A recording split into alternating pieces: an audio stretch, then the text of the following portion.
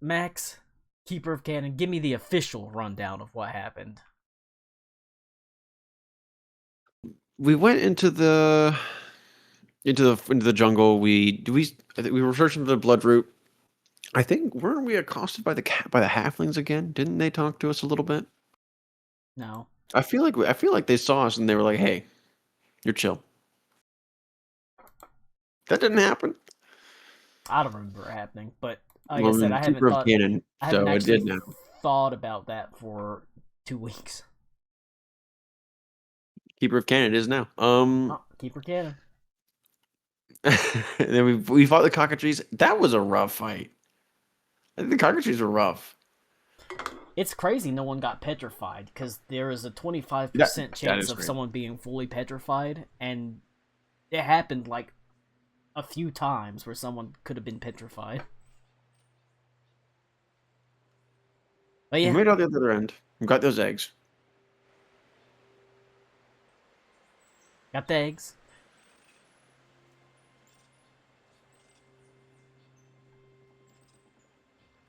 Oh yeah, Yeah, you got the eggs. yeah, you got the eggs. What else And happened after that? then, did, oh, did we go? Was this no? Did we go back to the bar and the lady was there, or was that like the week before? What happened after that? A Sertu went home with her. What happened after that? They smashed, What happened after that? and no, and then What happened after that? No, we did do more. I think we got another quest to do.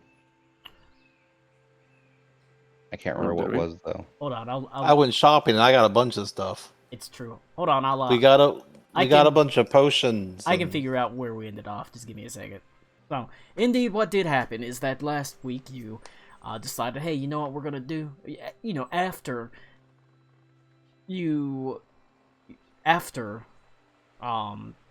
fucking Acertu spent the night with the queen, the pirate queen, the queen of tides and thunder and thorns. She woke up alongside her wife to a nice dinner on the ship.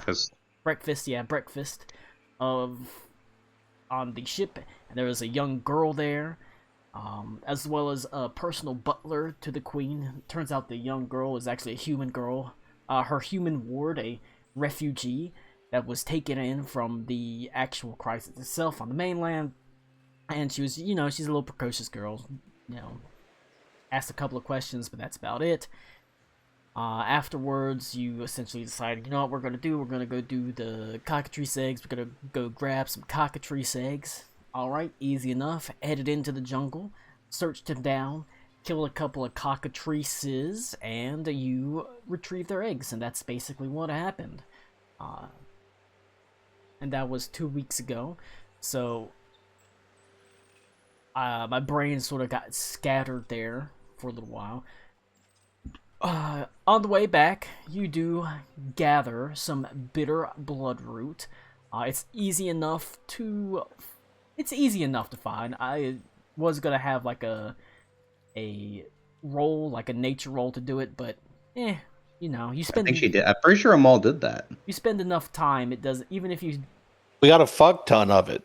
Yeah, I thought she like critted or something. no, even if you didn't, there's enough out there that it's pretty easy to find given enough time. You gather up quite a bit of it. It is a very useful. Because we got so much that we got to pick the other something extra that we got too. Because she rolled so high. Yeah, we got like the a thing. euro or something. We got the thing that makes the healing potions. Yeah, the euro. The arrow, yeah, there is the arrow. It's in my. We got 3 bitter bloodroot and 1 bantha or banana leaf. Banana leaf. All right. Oh, banana leaf. My bad, not the euro. And one banana leaf. You went out That's there, you got a IRL. bunch of stuff. Is what you needed, You though. turn around, you went back, or you go back. You head back through the jungle. It wasn't all that far of a walk. The city of El Valindra is in full sort of daily prep, as it's all got people rushing around. You can hear the sounds of the streets filled with life. See variously garishly colored people and pirates rushing up and down the lanes, carrying all sorts of bags and totes filled to the brim with various produce, various goods. It's just another day in Alvalindra as you return, victorious from your cockatrice, your precious cargo stowed within a large bag, very safely. A nice, ultimately, I think there were 3 cockatrice eggs. Grab them all, and you take them away. Unless you want to leave one to repopulate with the other cockatrice, but what's the point? You make your way.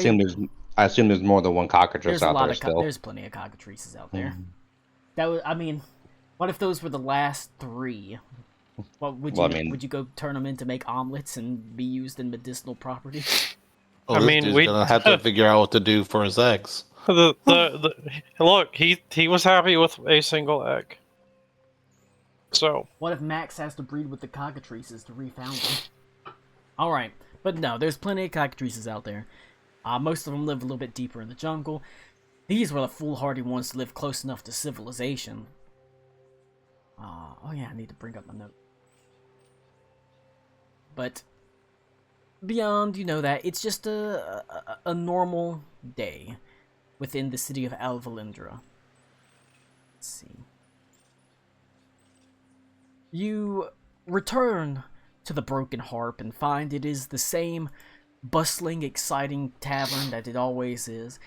Aserta, you can hear before you even see your wife as she's in the back shouting for some sort of order, essentially some sort of supply, as the sounds of cooking and the smells of cooking fill the air. You can see Rory Rorikstetter is in the back running around, or in the front running around with a large serving tray filled to the brim with sloshing tankards. He's a little bit red-faced, quite busy here today. But as he sees you walk in, he places the last couple of bars, or drinks down on the bar and wipes his hand on his slightly stained apron, rushes over. Did you get him? We did. Ah. We got 3. Oh, bountiful day indeed. Well, he says, let me, gather my, I believe you're offered, or you're owed a reward then. As he reaches, disappears behind the bar, you can see he pulls up a large lockbox, pulls a key off a necklace, or he pulls the necklace off his neck. It's got a wrought iron key, opens it. It's filled, quite prominently with gold. As he quickly grabs 100 out, placing it on the bar. Sort of there's a couple of people that eye it, but he motions to them aside. There doesn't look like any move to steal it. 100 gold pieces, right there, lads, ladies. That would be a poor decision. Someone attempted to do that now. They basically would be stealing from you at that point. Poor decision, friend. 100 gold pieces. A lot of wealth. What are you planning to do with that? Well, maybe I can buy a potion. Throw it at poor people. You might very well be able to buy a potion or 2. I'm gonna put it on a string, and I'm gonna put it inside some poor dude's hat, and I'm gonna yank it out. Wow, that's quite the adventure you're planning. But he sort of Brian goes up the ye old vending machine and puts the quarter on a string in. Yeah. We get a Coke from every vending machine in the city. You are able to take the potion. You're able to swap the eggs for the money, and Egg, he's only paying us for 1. egg. If he wants to give us another 200 gold, he can have the other 2. He didn't give you a stipulation over really how many eggs to give him, but at the same time, what are you planning to do with the other 2 eggs? We can sell them to other people. Eat them and absorb their power. That's true. You can gain the ability to petrify. I'm already rock hard. But you do Very the size of an ostrich. swap over the eggs. There was one of the things you did do was there was a deal made in the procurement of For their feet. yes, there was basically anti petrification stuff that you got. Which we got 2 cockatrice talons Yeah. and some down, and then some meat. But that I think the intent was just for us to be used in cooking. Yeah, they just want they want feathers. They want it down. Which I don't remember if anybody said they would do the cooking stuff, Colin, but or anyone else. But I'm happy to pursue the cooking stuff. I thought I was gonna do because I got the first recipe for it.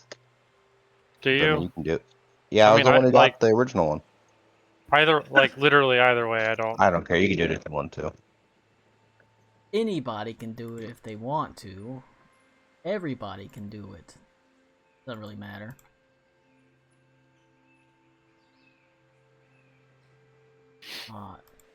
Because I should just say, fuck it, and whenever you unlock, and to make it a universal to everyone. Player permit. There's not a fucking. Okay, I'll just unlock stuff for everyone. Alright. But, the cooking only does, require a cook pot. Which is the cooking tool. I put one in... Rick, I put one in your inventory, I think, at some point in time, so... Yeah, you got a cook pot. I also have one of them. So, yeah, that's the tool used for that. Alright.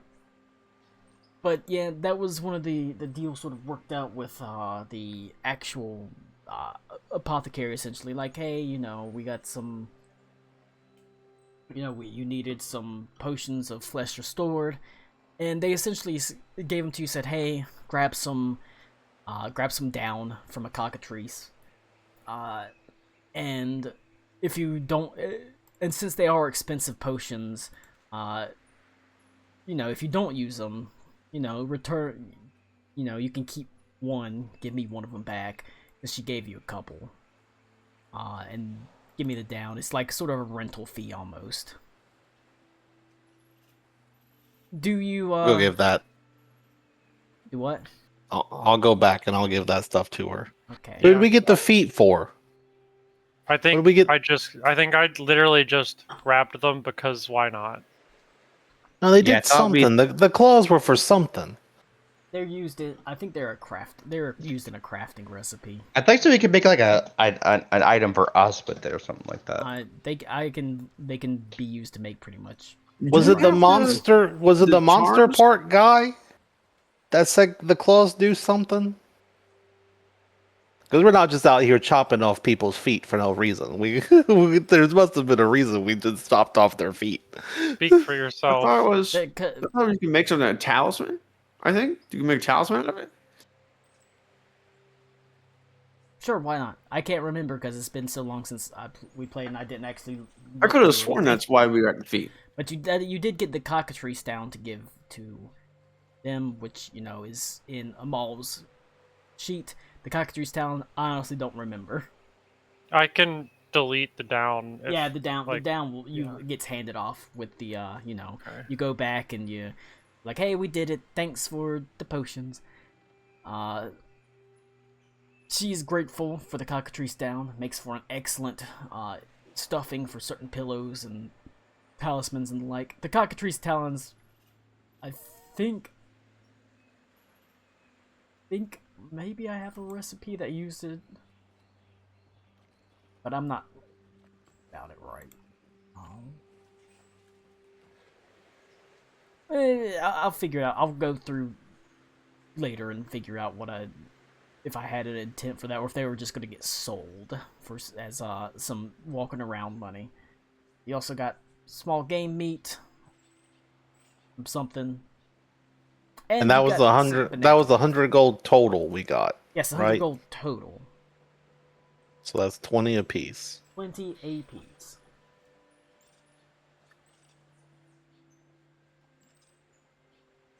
Now, you go around town, do your basic errands. You go back to the apothecary, pass it down, turn in the cockatrice egg, and you are fine. By the time all this is done, you're walking around town. It's we'll say it's getting late in the day. We'll say you arrived. Well, it's getting late at night because you arrived sort of towards the afternoon. You have done a fine job going on all this quest, doing these quests. Let me move them to the completed. Move to completed. Wait, that was the wrong one. No. Move to in progress. Hey, look at all these completed quests. Now, we'll say, for the purposes of starting, sort of getting fresh, actually I'm gonna, it's back. We'll say you go ahead, you bed down for the night. Like I said, you did take a couple of, rather rough hits. Some of you were poisoned by the cockatrice venom. It didn't really take hold because nobody was petrified, but it still stings and it burns. It's probably best to take a day. Oh, how much money did we get from the plants? That's why I actually moved that up to complete. Technically, you haven't. That's something Mike can do. That was done to the living ship guy. So, but yeah, that was Uwe Briarfinger that's turned into. But at this point, would you still be staying in the storerooms, which are free, at the Broken Harp, or are you looking forward to upgrade now that you've got some money, like actual personal rooms? How much does it Cost that? What? How much is that? Oh, you suspect that you'll probably be able to get a pretty, because the tavern does have, it's not just a tavern. Do we get a group rate? Yes, obviously. But more importantly, you're like friends with, well, I wouldn't say friends, but you're reasonably on good terms with Rory. So We're work associates. your work associates. So he is willing to, he'll says, finally moving up in the world, eh? Well, going rate for here is usually gold, but for you, Is that per night? a gold per night, and that's comfortable living. But he looks at you all, says, I'd be willing to do half, since you've done such fine work for me. And How many rooms is that? Is that one room for all of us? that's one room per person. Each get your own personal room. It's not a big room and it's not luxurious, but it's comfortable. That's fine with me.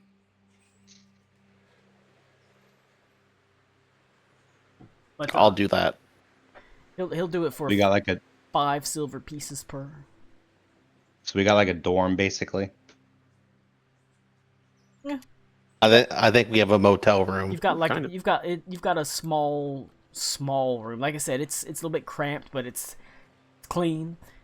It's it's a bit modest, but it's comfortable. I think we got like a Motel 8 room. Oh, okay. Does his ice machine work?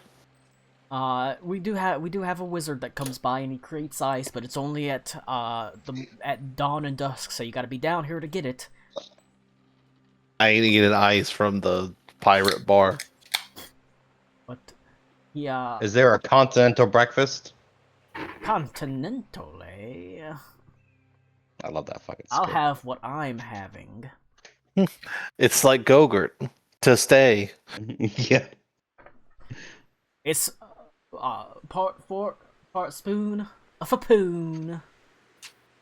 Alright, but yeah, you can have you've moved up to private rooms. He's giving you a nice discount rate, half off, so only 5 silver pieces per night, and it's a private room.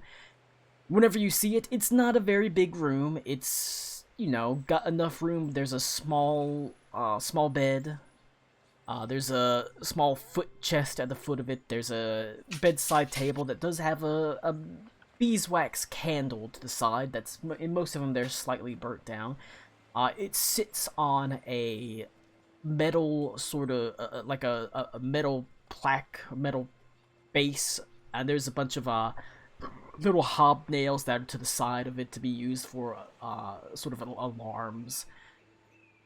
There is, each room does have a window, but it's, you know, about a head-sized window. It's enough to let the light stream in. That's about it. It's certainly not spacious, but compared to the being crammed into a relatively small storage room, sleeping on a hammock, it's positive luxury.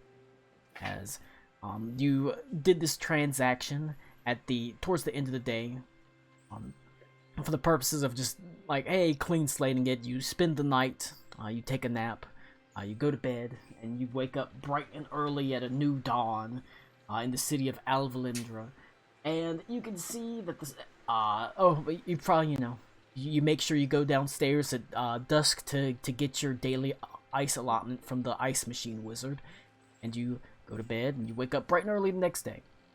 I hold my hands out so you can put the ice in it. He looks at you, he says, well, you're not gonna like how I make this ice, as he squats on the bar. I don't want to eat this ice anymore. You're not sure. I'm not sure at all about the sanitation of this ice machine. It's okay. Germ theory hasn't been invented yet. That means they aren't real. That's true.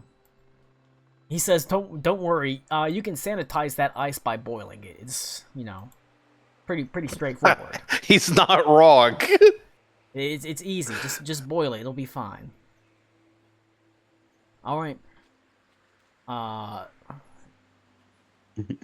Okay.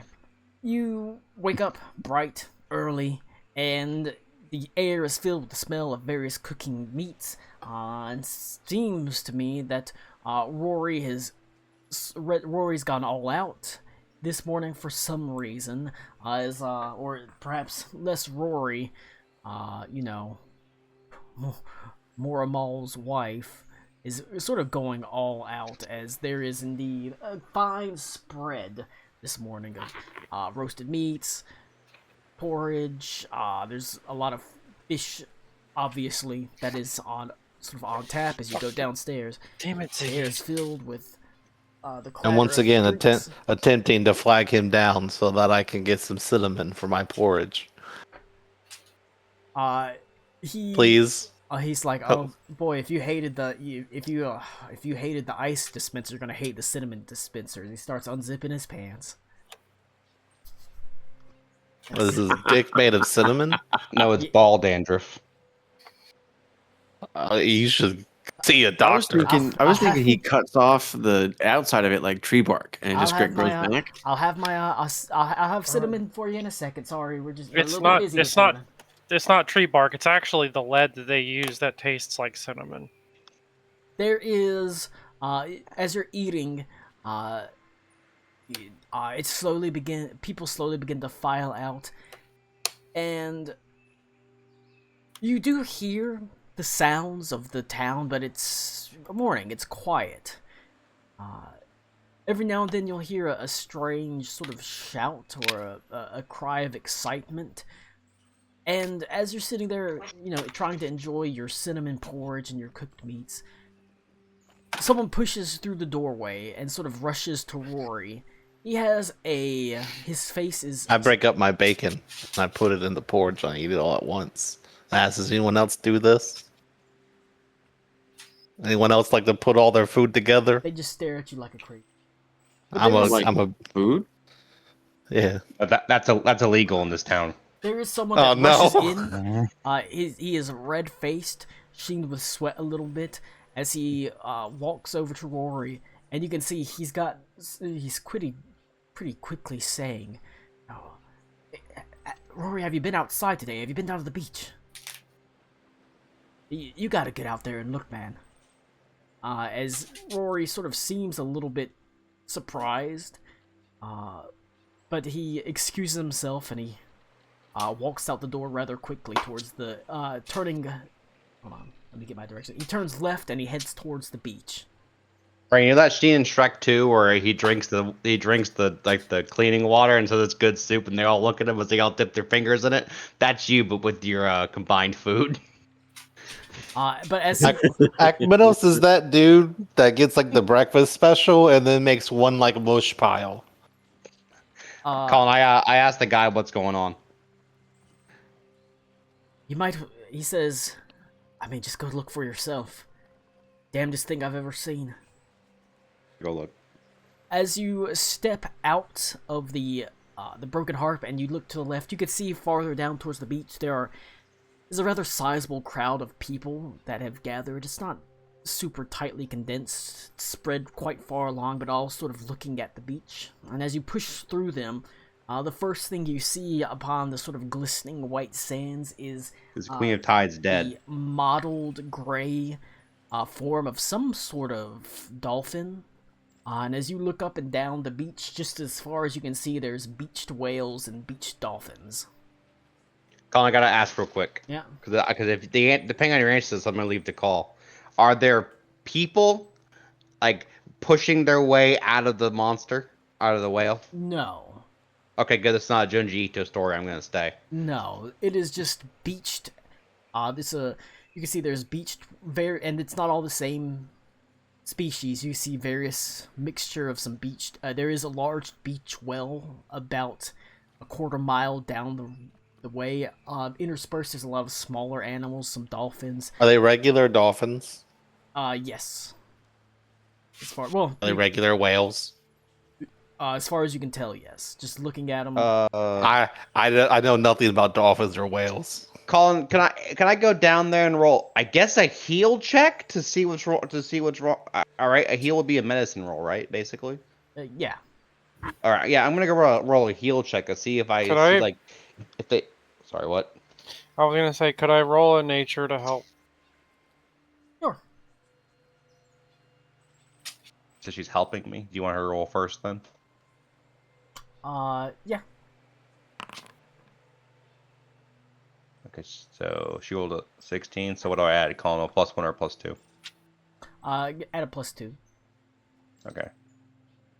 Oh no.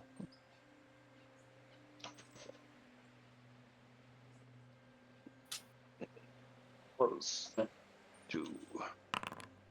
Roll. I also got a 16. You sort of push past the people, and there's a handful of people that are out there inspecting things. You can see there's a couple that are pushing one of the animals sort of back towards the surface. There are a couple of them that are still alive, but most are quite clearly dead. And you move you go to the whale, probably the easiest to inspect. As you move up and down its sort of form, and as you can sort of look around, there's very prominent, it looks like tumorous pustules on it, almost like something Lovely. like they had strange sort of tumorous growths on it in places. I'm not digging this. And as you move to the other animals, you can see most of them also show signs of these sort of tumorous growths. All right, I go up to him. I go, well, as you can see, those tumors stick out like a beached whale. And then I walk back to the All the animals. I walk into the ocean. And die. I kill Rick all the immediately. animals that were clinging. I don't to life understand the decide joke to because I die. don't know anything about the ocean.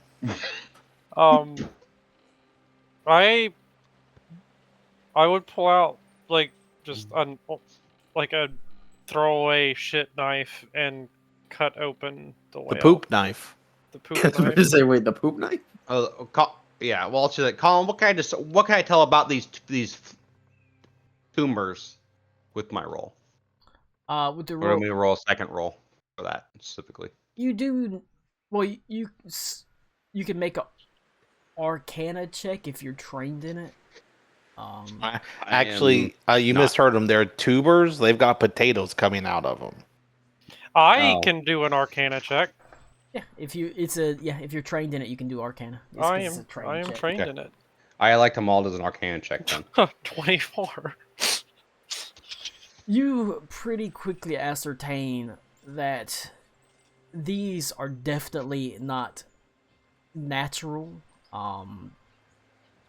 It would be they'd be, if it had been one thing that beached itself and had these tumors, you might be able to write it off as some sort of freakish cancer. But the fact that all of them are sporting these same tumors, and it does seem entirely unnatural, that is certainly something is wrong. You are able to, the exact mechanism that caused it, you are unsure. You don't know if it's a spell or perhaps some sort of toxin or something, but you are 100% sure that this is, Magic. and magical not- in some way, or at least unnatural. You're not quite sure what about it is, though. Well, or what caused it. Well, I mean, I give. That's what happens when you throw out perfectly good lead. I give Vogan that rundown basically. Like that's not. This that is the isn't magical an- illness. Is basically what you're telling me. Yeah, they are. There's no way. Literally, all of these creatures could have possibly all developed cancer that is the exact same at the same time and all beached themselves at the same time. I don't know what. Well, if when you someone- put it like that, it sounds unlikely. Colin, I got a question. Yeah. When we back in the ye olde days of a year ago, when we were attacked, did any of the aberrational things aberrant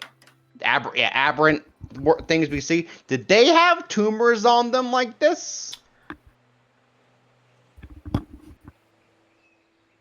You, in that brief struggle, back in the city of Vandelheim, you didn't see anything like that.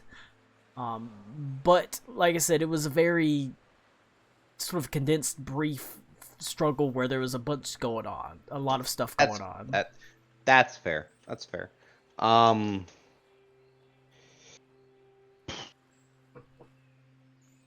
You said you cut a piece off of it, correct, Ramal? What you did? Did you cut a piece of the Yes. tumor off?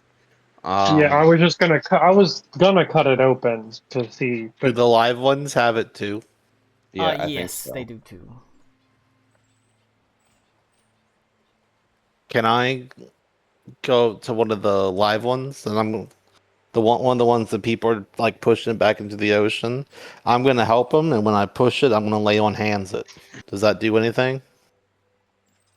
All right. Go ahead and give me. Well, if as you're helping pushing, we'll see how much you help. Go ahead and give me athletics just to see how well you push as you're helping. Not well. You know. Thought you rolled that 24 that I'm all rolled. I was like, what the fuck? What do you mean not well? Not well. I don't think I can roll a 24. Where are my skill? Okay, I found the It's skills. on the first page.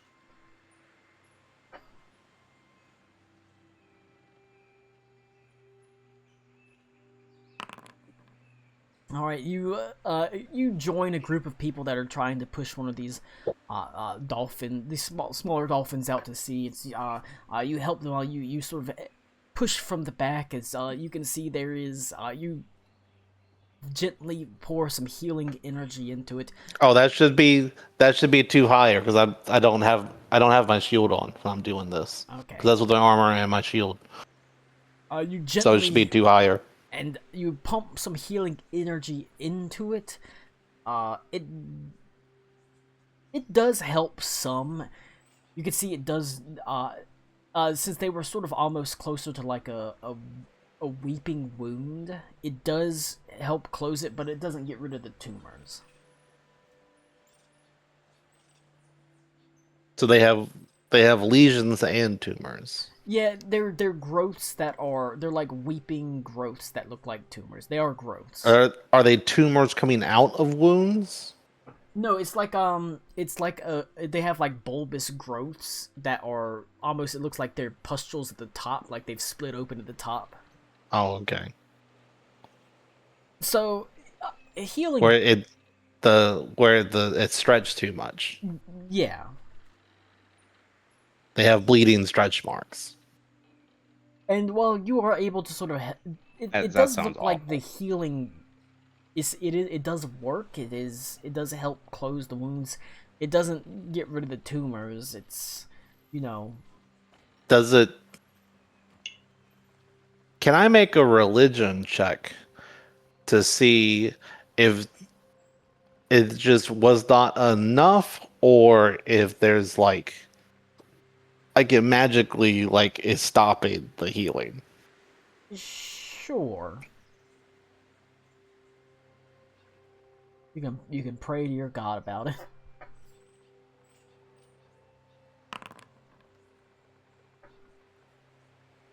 You think that it's probably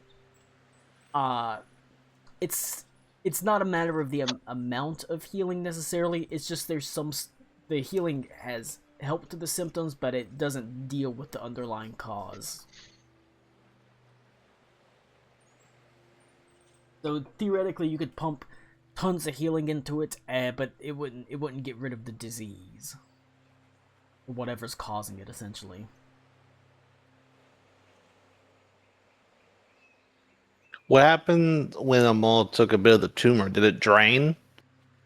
As you after she took a piece of the tumor off, it does look like the tip of it was swollen with sort of like pus and blood, but beneath it is pretty solid. So it's not just a like liquid dome. It is like a mass that Like has literally a flesh to it. growth. It's literally like a growth.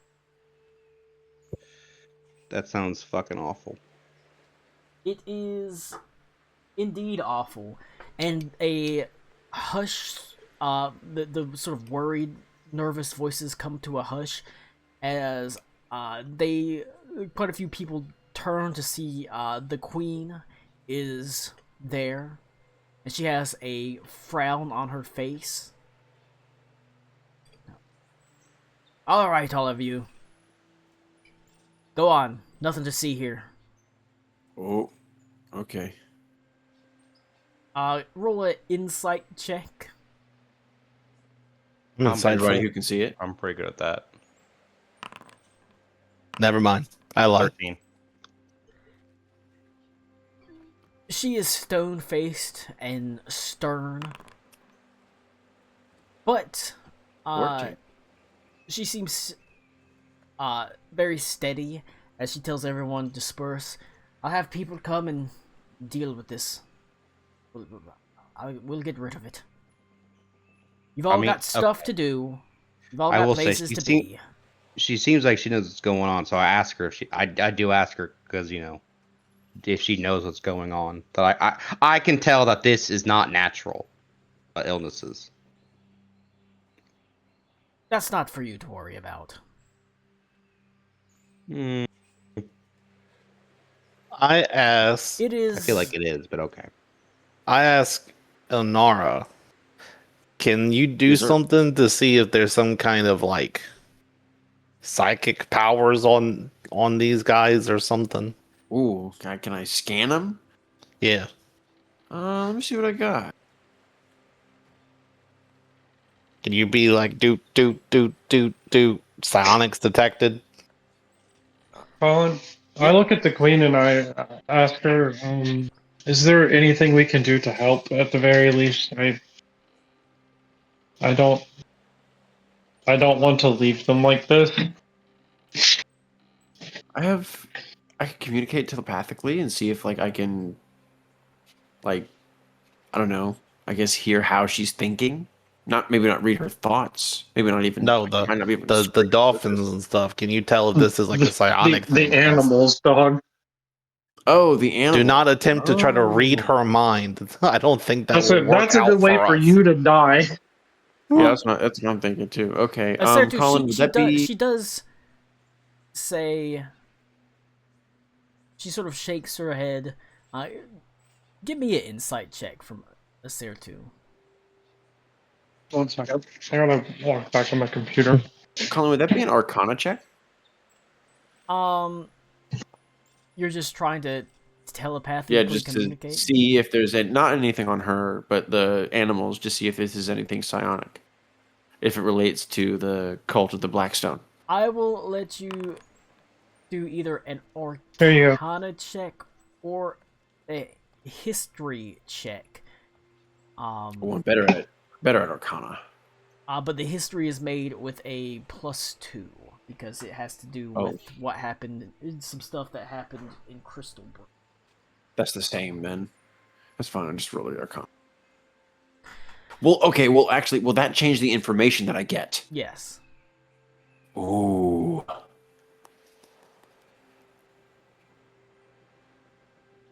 Okay. You get my roll, Colin? Yep, I got it. I got it. History's closer to what I would actually do, I think.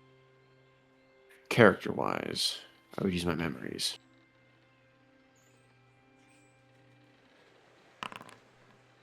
$13. Low-key, I want to hero point that.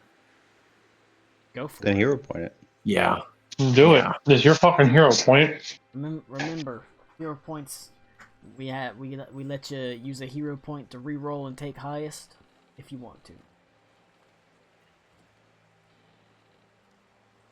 But Acertu, you can see she does seem 18. I like that more.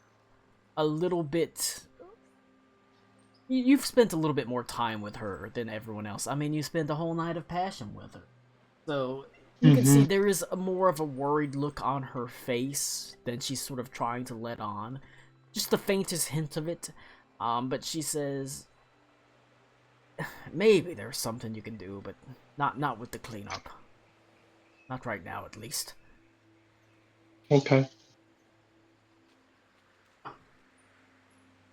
Now, Ilanara, Yeah. you think, and this was history.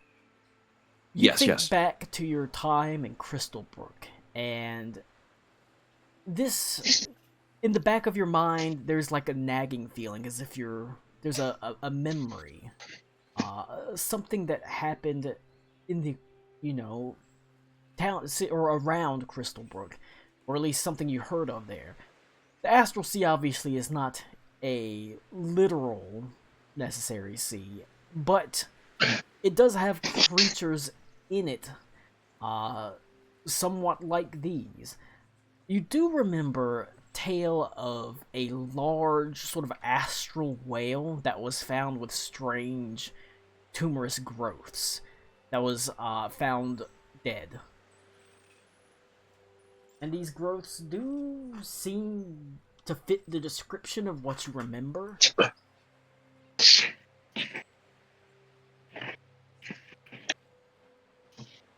Okay.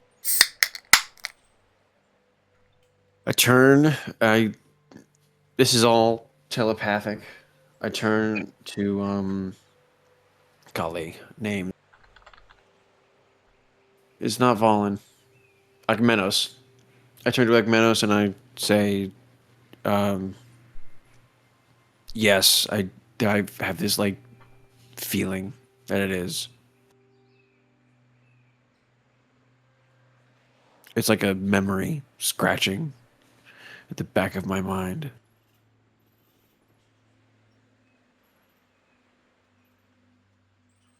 It definitely feels related to what's been happening to Crystalbrook and to Bandalheim.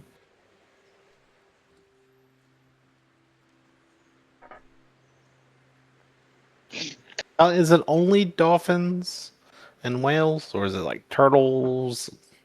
It's like, are there other sea creatures as here? you walk up and down, you do see a mishmashed assortment of some other creatures. You see turtles. You do see a very sort of strange fish, ribbon-like, that's about 25 feet long.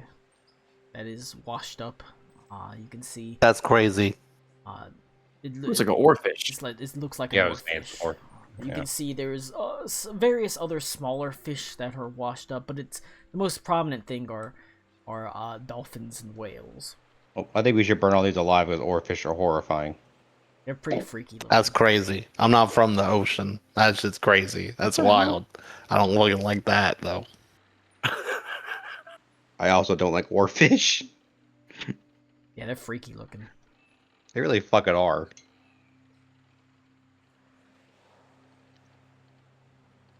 They find them think there's before anything like wrong with them. earthquakes and tsunamis and shit, Max. They know what's going They on. know. Oh shit! Is that a spoiler? Are we about to have some shit go down, guys?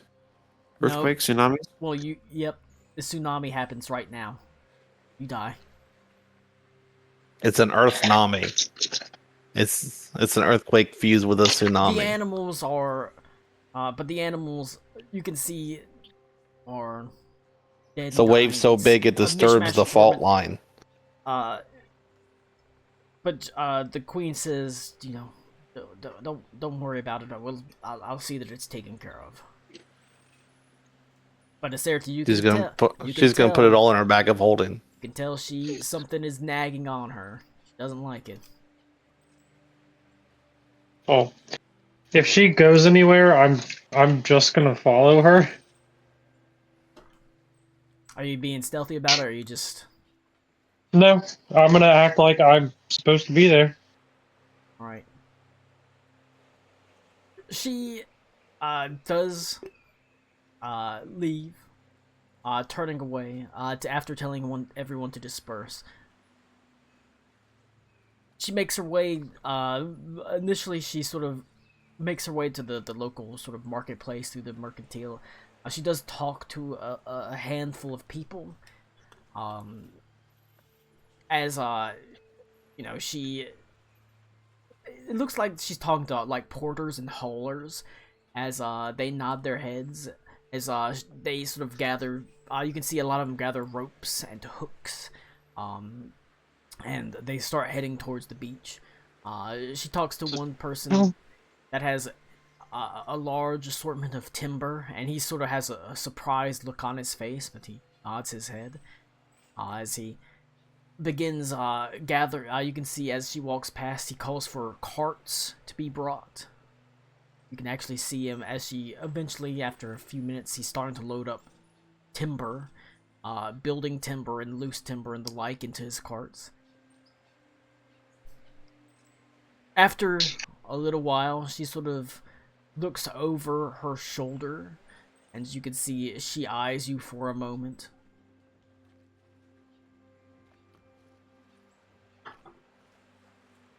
Like, well, you didn't tell me how I could help, so I'm going to follow you until I find out. Because I can tell that you're a bit more worried than you're trying to let on. Roll a diplomacy.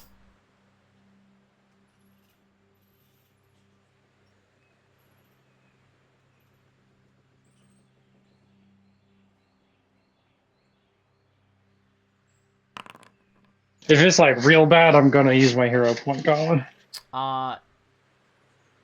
It's is not good. Alright, let's try that again. Your diplomacy is not great. No. It is not great. I don't have a great charisma. That's okay. It's not much better, unfortunately. That sucks. You can see, she takes on a stony look. She sort of says, Let me see. Hold on. I want to make sure I don't have like any things.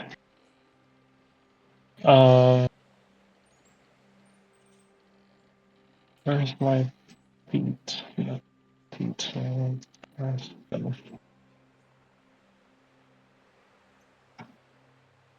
Good thing you took that feat that gives you plus 20 to diplomacy checks with pirate leaders. Plus 20 to people I've scissored. Well, Kong gets No, I'm plus 20 to looking. nobody. That's true. Kong gets plus 20 to everybody. Plus 20 to construction paper. I swear I had something. Oh, I appreciate your concern, but I've got business. I've got to worry about this cleanup. But if there is something you can do to help, are you saying that you would? yeah, this is my home. This is where my wife and I are going to be for now. Well, I I'm going to hold you to that. Of course, There's I some, don't want to deal with leaving a home again. there's some things 3 times is too many. I have to look into. Gisler says, after I get this all cleaned up, I'm gonna visit the Shrine to Umberly and see what priestess there has to Ooh. say. You hear a faint boo in the distance. Boo. Okay. Well, I will see you there then. I call her Dumberly because she's stupid. But she says, Got her. I'm Thank a not, good god. I'm not sure, but no, I'm gonna go visit the Shrine to Umberly later to see, maybe talk to the priest to see if she knows. But right now, my first and foremost issue is cleanup of the soon-to-be rotting animal carcasses on the beach. Just like I said, Yeah. she's getting people to haul them away and getting a bunch of timber to burn it. Yeah. It'll be a hell of a fire. Colin, is there any chance there's a shrine to Vernestra on the island? That would be like a tiny little shrine up You gotta be with the nobodies like I am. up in the mountains with the nobodies, basically. Yeah, they're all sort of relegated to Okay. a handful of very small shrines. And where's the shrine to Umberly? Is that, I'm assuming, not near that? No, it's a much more Okay. prominent shrine that is just out about a mile outside the city, that sits on the edge of a cliff that has that has a bunch of shipwrecks around it. How far away is the one to Vernestra then? Since I'm gonna clearly have a little time while she's not gonna be around. It's up at the top of the mountain, close. That's like a solid half a day's walk up the mountain. Yeah, it's a long Christ, way. okay. It's a long way. I walk a That's long a- way to get to these places. Akmenos That's a had to walk tomorrow thing.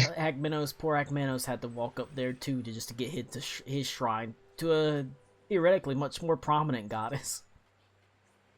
Yeah, well. That's why you hear faint boos. Yeah, well, I mean, like, my goddess is more important here, probably, just because it's for Fey people, so, you know, that gets her some extra points. But yeah, it's But yeah, no, I'm just gonna go ahead and spend time at the Shrine to Umberly, then. okay. Okay. I give, if I see, like, a kid, like a teenager or something walking around, I tell them to, send, I give them, like, a few silver and tell them to go to the bar and tell Thora and make sure that she tells anyone else that's where I'm going to be. I was gonna go to the shrine to Satan and I can show you the way. Okay. Are you going to the Shrine of Umberly or the Shrine of your god?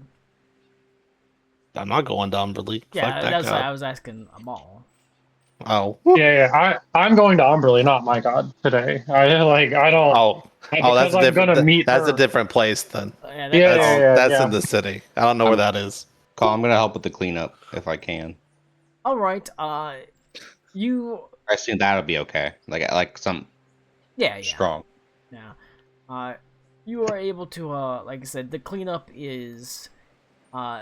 It's not the most glamorous of things. Oh, I know. There are quite a few porters that come down with like hooks and chains, and the smaller animals are relatively easy to move. They'll latch ropes and chains around their tails, and they're able to drag them up the beach some distance.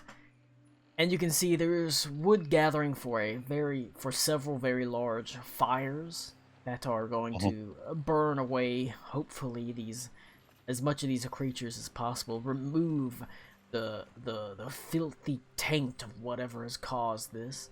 But you spend time helping them. You gather quite a few, friendly people around you. They're surprisingly, compared to how some of the people have acted towards refugees, they're surprisingly friendly towards you as you help basically haul animals down the beach. I'm polite. I'm nice. I'm as nice as I can be to them. Then I'm gonna do this too. I'm gonna help too. I'm gonna use my little floating disc spell that I got. The Tensor's floating disc. I'm gonna That's use that pretty to move useful, the actually. animals. That's actually pretty useful. It helps. You're able to help lift up. While it alone is not really able to move any of the bigger ones, it is able to take some of the weight off. As it helps it makes it easier to move them as it slides along the sand. We'll say it works like that. I am trying to find a map real fast. It's hard. I've got so many fucking maps. Too creative, Colin. I think there's a billion fucking maps. Hold on, give me a second. I'm gonna look through my maps. All right, Valen, you are looking out. You see that, like I said, they're at this point starting to drag creatures up, or these sort of strange lost creatures up the beach. You can see they're gathering wood for a large bonfire, but you turn your eyes outwards into the ocean itself amidst the crashing waves. It's a gentle, windless day, calm sort of sea belying the turmoil of the shore itself. There is what appears to be a rock jetty that does jut out into the ocean, probably about 100 feet. And you can see it's damp, it's slick, but right now, and you suspect that at high tide it could be a little bit dangerous, but right now in the sort of low and middling times it's completely exposed. You make your way across it, carefully sort of finding rock holds all the way to the end, where you can see there is currently an old man that is fishing on it, sort of a relatively unperturbed look on his face, despite the actual sort of activities going on the shore itself. Hey, old man. Eh. Got anything? I'm gonna sit next to him. He sort of shakes his head. He sort of motions towards a bucket that's a sort of wooden pail next to him filled with water. Nothing in it currently except a handful of guppies and minnows that he's using as bait. Right. You know, Shit. I can prestidigitate his bait to make it. Oh, can I? Can it do it in 4th ed? I mean, if it's interesting, I'm inclined to allow it. A harmless sensory effect. Okay, I would like to increase the fishy odor of the bait so that when he puts it in the water, it'll spread further. All Oh right. boy. A big ass shark jumps up and eats Mike. I offer him to do this for him. I don't think it's gonna be very big to eat, Mike. He sort of grunts in acquiescence. Can't hurt. I reach out and I boop one of his baits, and it's real smelly now. Right. As you he sort of hold your hand out and boop it. It's mostly to you in the air. It's mostly imperceptible. There's a slightly stronger sort of sea and fish aroma, but it's not particularly prominent or not particularly unpleasant. As he tosses it out and he waits patiently. Sort of looks over at you. I'll nod at him. He doesn't seem like the very talkative bunch. He does not. Sits quietly. And you wait for a couple of minutes. But there is a yank on the line as he sort of suddenly gets reeling it in. He says, "Oh, finally got one." Yanks it in, pulls it in. The fish itself is not particularly impressive. It is, maybe a foot long, but it is. That's really mean to say to this fish. I mean, it's the size of Sir Arlen's hog, so it's like 3 feet long. It's not a very impressive fish, but it is much better than he was doing. As he pulls it up, glistening in the sun. Imagine you're walking down the street and some dude grabs you, throws you in a van, then looks at you and goes, "Wow, look at this fucking worthless piece of shit." Let Mike Not cook. particularly Let Mike impressive, cook but here. it'll do. But he pulls it in, sort of holds it up. He says, "Dude, that's the first bite I had in an hour. Whatever you did, it must have worked." That's good. It was pretty simple. I could do it again. Can we look at the fish real quick? You helped catch it after all, so.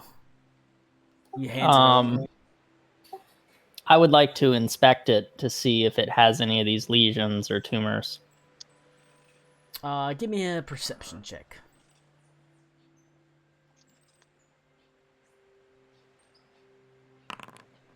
Nat 20. As you sort of run it over in your hands, you don't initially on initial inspection you don't see anything across its body, but as you sort of go to pull the hook out of its mouth, you can see inside its mouth and along its sort of gills just the tiniest hints of growths. I'll hold it over to him. Does this look strange to you? He eyes it, or sort of says, "Huh." Reminds me of what's on those things over there. And I'll point to the beach where people are dragging the bigger things. Is that all the commotion that they were talking about? Yeah, sick. They're all sick. Oh. If it's hitting the normal fish too, that could be bad. It's true. Lord knows what eating this shit will do to you now that I think about it. Yeah. But it ain't normal. Why don't we try to catch a few more and see if all of them are like that? Hey, I'm a fisherman. You're not gonna hear any protests from me about catching fish. All right. So I'll repeat the thing where I, prestidigitate the bait and sit. You ever done any fishing yourself, lad? Can't really say that I have. More of a inland person before this. 2 lines is better than 1. As he sort of reaches into a nearby pack and hands you a fishing pole.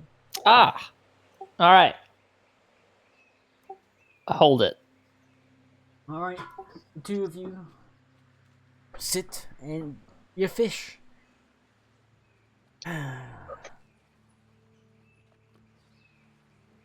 Not from around here, are you? Clearly. No. He, From what? I would say he does try to make some chit chat with you. Right. No, I'm from kind of the mainland. City I was in got overrun by those strange far realm creatures. I heard about that nasty business.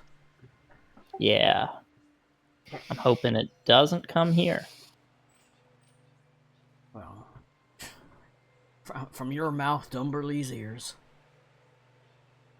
Oh, Yeah, boo. But he continues fishing.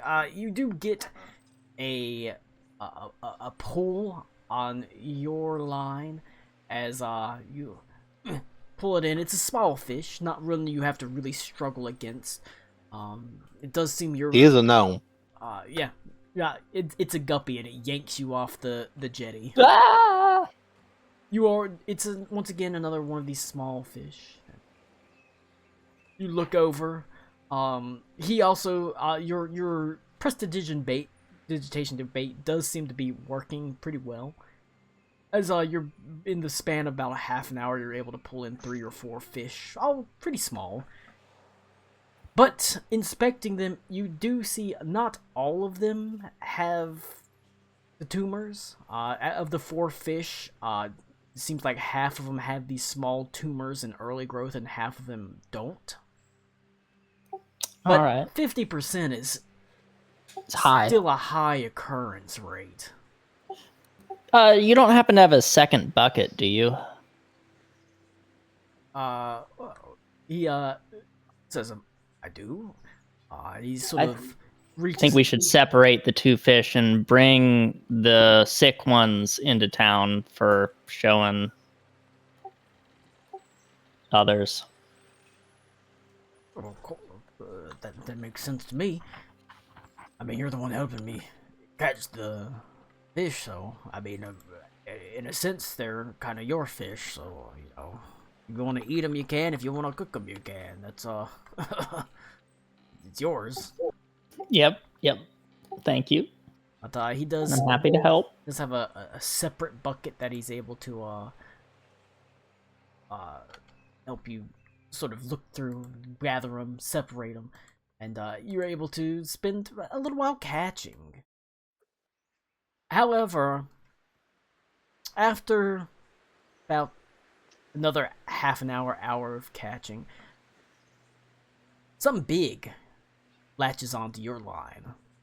Uh-oh. Something very sizable.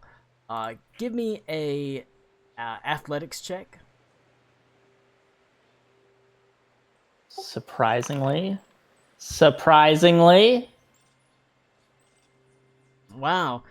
Even though you're not necessarily the greatest or strongest of gnomes, you hold on to the line and you hold on to your footing as you're pulled forward a couple of feet. The old man sort of reaches over and grabs the line too, as you can see it's very quickly not actually pulling away from you. You can see the line is going slack as something is rushing towards you. Oh, shit. Mike's going to die. I'm going to take up the slack, not by reeling in, but by running away. Probably wise, as the old man sort of looks on a little bit confused. Oh, it's coming at us! It's like, this is the most idiotic way to fish I've ever seen in my life. He has like, what do you mean? The fish is coming towards us. That's awesome. Usually I gotta fight these things. It's like, oh wait, the fish is coming towards us. But You say that, but you never saw me No, try if to it's a net fish fish. when I was like 7. the actual the Nets sort are of hard to worry throw when you're 7 years old. on your face. The sort of Yeah. worry on your face. It weighs more than I do. Is enough that he sort of understands that maybe he should be moving away as well, as he is going to actually sort of rush forward or rush behind you a little bit slower because he's old. But as you rush away, there is a sudden moment where the line stops rushing towards you. And you can see a like a javelin flies up through out of the Oh, water. mermaid wife. That is made of bone and coral and I caught a Kuatoa! and it you can see there is a fish person Mike's got a Kuo-toa mermaid wife now. that leaps Kuo-toa wife. onto the edge of the dock or the jetty itself, brandishing its spear. It does not rush towards you, but it sort of looks around. With it's Where hard to, is my line attached? it is attached right beneath its armpit. Oh, Ow. whoops. Ow. I hope it doesn't have arteries there like we do. Yeah, Or else it's bleeding This is out. going to be a very dead fish, man. It's bleeding out right there, but it wasn't like the biggest of hooks, so you know it's more unpleasant than necessarily life-threatening. You know what's hard? I always forget how to spell Kuo-toa. It's like with a K. Yeah, I always spell it K-U-A instead of K-U-O. Because it's Kuo-toa. Yeah, it's Kuo-toa. It is it carries a harpoon that's made of bone and coral. And it sort of branches at you. It speaks in a language I suspect you don't understand. Let me double check. Isn't it like literally Kuo-toa? It speaks No, in... they gave a lot of the languages names. Unless it's Elven or Common, I don't understand it. You do not understand. Oh, it speaks Well, in... Pig yes. Latin. It does not speak a language that you understand, but it lets out burbling noises as it angrily brandishes its spear at you. It is going to pull at the hook, and it does pull it out of its own body, but as it tosses it away, give me a perception check. 9. Alright. There's... All I like the Kuo-toas in BG3.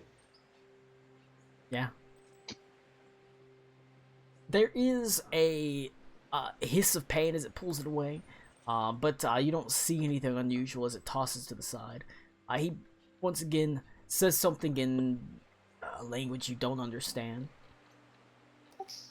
The old I man don't sort of understand. Says, What? the old man says, I don't like this. As he sort of keeps doddering on. Yep. That's not normal.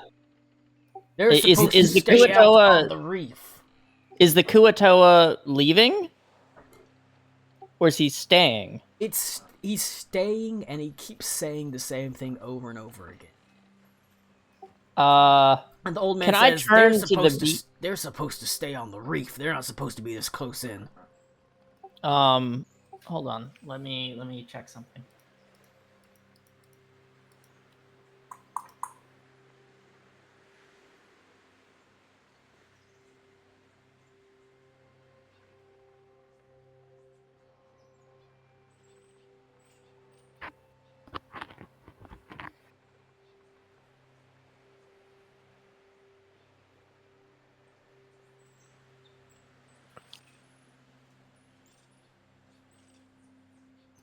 That's not ready though. Where is it? What you looking for? Comprehend language? I was gonna say instant friends, Instant friend. but I'm also looking to see if I have anything that's.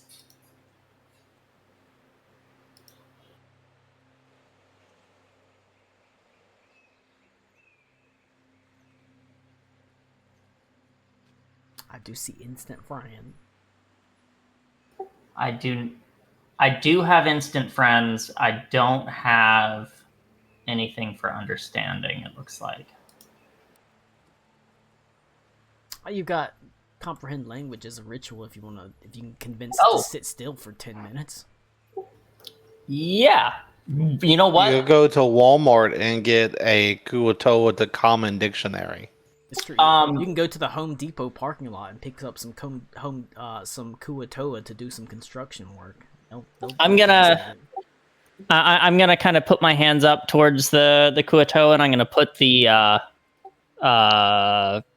fishing rod down. and I'm gonna sit down and kind of motion for him to sit down. Does he? Make a diplomacy check.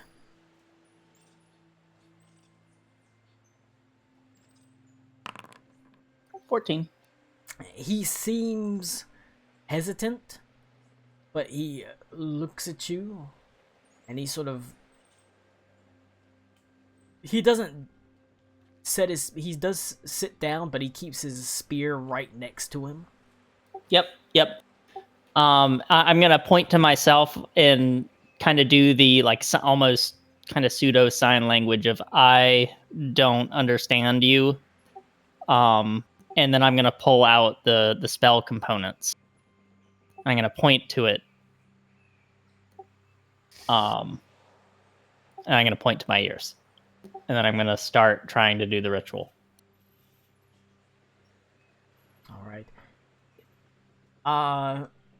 Now, rituals do carry component costs. All right. So you do have to expend that much gold in components, which is 10 gold pieces. You did get at least 20 for the I have 63, cockatrice. so now I have 53 gold. But you do expend the ritual, and you can see towards it's only 10 minutes, but even by the end of that 10 minutes, you can see he's getting a little antsy. As the old man sort of brushes his beard, he holds out his head, he says, "It's okay, we're just trying to figure out what you're here for. You're a long way from home." But after about that 10 minutes, the sort of gluttural tongue of the creature becomes understandable, even if you're not necessarily completely fluent in it. Go ahead and give me an Arcana check. You know what? Don't give me an Arcana check. You're not going to get higher than a 35. Oh. Jesus. Well, fuck. if you get a 35, you speak it 100% fluently. If you don't, then it's sort of a broken understanding. Oh, and Yeah, but you would have to I need crit a it. 35 to be able to speak it. Yeah, and you can't speak it, but you can at least understand what it's saying. Okay, I'm gonna look up and I'm gonna point to my ears and kind of like motion forward. You know, I'll put my hand next to my ear, like I'm listening. Oh, can they read common? Because they had that note. Well, I thought that was bullywugs. those were bullywugs. These are Kuo-toa. Oh, I'm racist. I can't tell the difference. They both swim, so they're slimy. But he I'm said not from the ocean. he says They're all the same to me. You can see the first word out of his mouth is help. Help. Need help. Yeah, you got a fucking Okay. fish hook in you. No, I took that out. I'm gonna put my hands up and I'm gonna slowly walk towards him. Help. He says, "Oh, how can I help you?" No. But he says, "Help, help." Yes. I'll nod and say yes, and I'll walk over. I'll do the really slow speaking that definitely doesn't help. But are you hurt?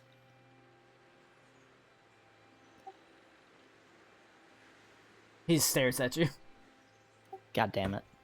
Do you make any motions? I'll Of course, motion you of idiot. him. Go on. Like keep talking. Keep talking.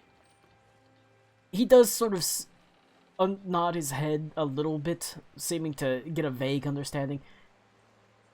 Help. Need help.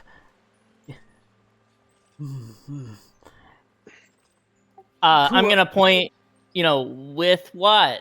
Do the little like hand gesture of I don't know. We fight. And I'll make a fighting motion, like a hitting something. Fight? He nods his head. We fight. Me fight. We fight. Fight what? I'll motion out there like what? Fight what? We fight. We. Oh? Okay. Ba- Um, bad water. bad water. Oh, I'll slowly walk over to the bucket with the bad fish, and I'll pick it up and I'll show him the weird lesions. Bad water. This. He immediately nods his head. He says, bad water. And you can see he pulls aside a sort of a rough sort of covering that's made out of what looks like discarded fisherman's net, and he has a couple of lesions himself. Ooh, I look at that and I give a little ooh face. Like, great, now the guy's fucking concerned. Come with. Wait, I I'll thought it try didn't look that bad. What's going on? I'll try to Don't be scared. motion him to like follow, and I'm gonna start walking towards the beach. And I'm gonna turn to the old man and ask him, "Can you go run and get my friends over there, by the animals?" I think it's just me over there. I think me and Max. I think everyone else is. I'm on a mountain. That's Yeah. fine. Go get those two. I point y'all out. All right. Did we decide whether or not I have to share a language with someone to talk with them telepathically? I might just be able to talk to this guy. You can share my balls with your mouth.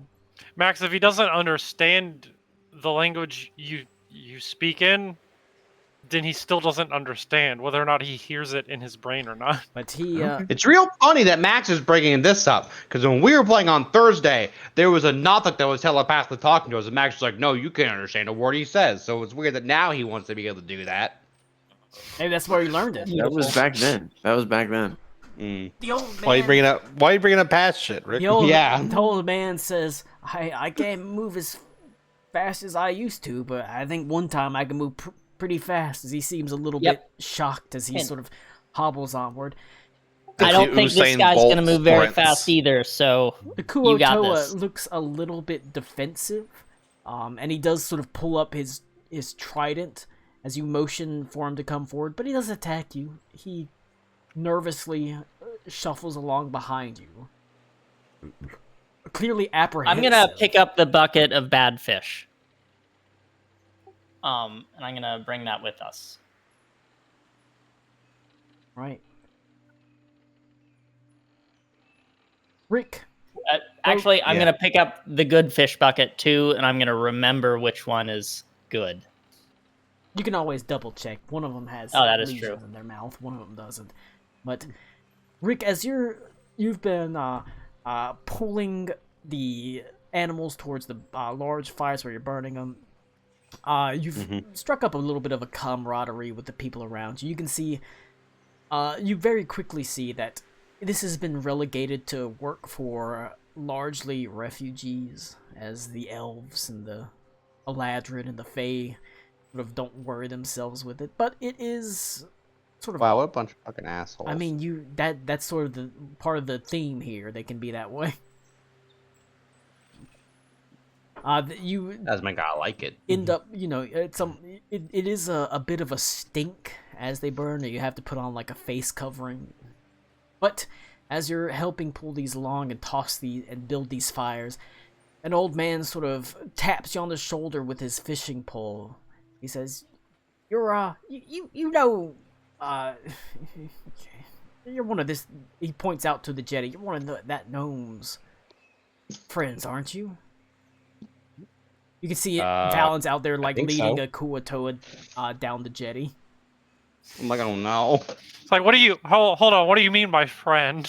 I think I he's, yell for Ilanara and then I run I after think him. he's taking a Kuatoa hostage. I go.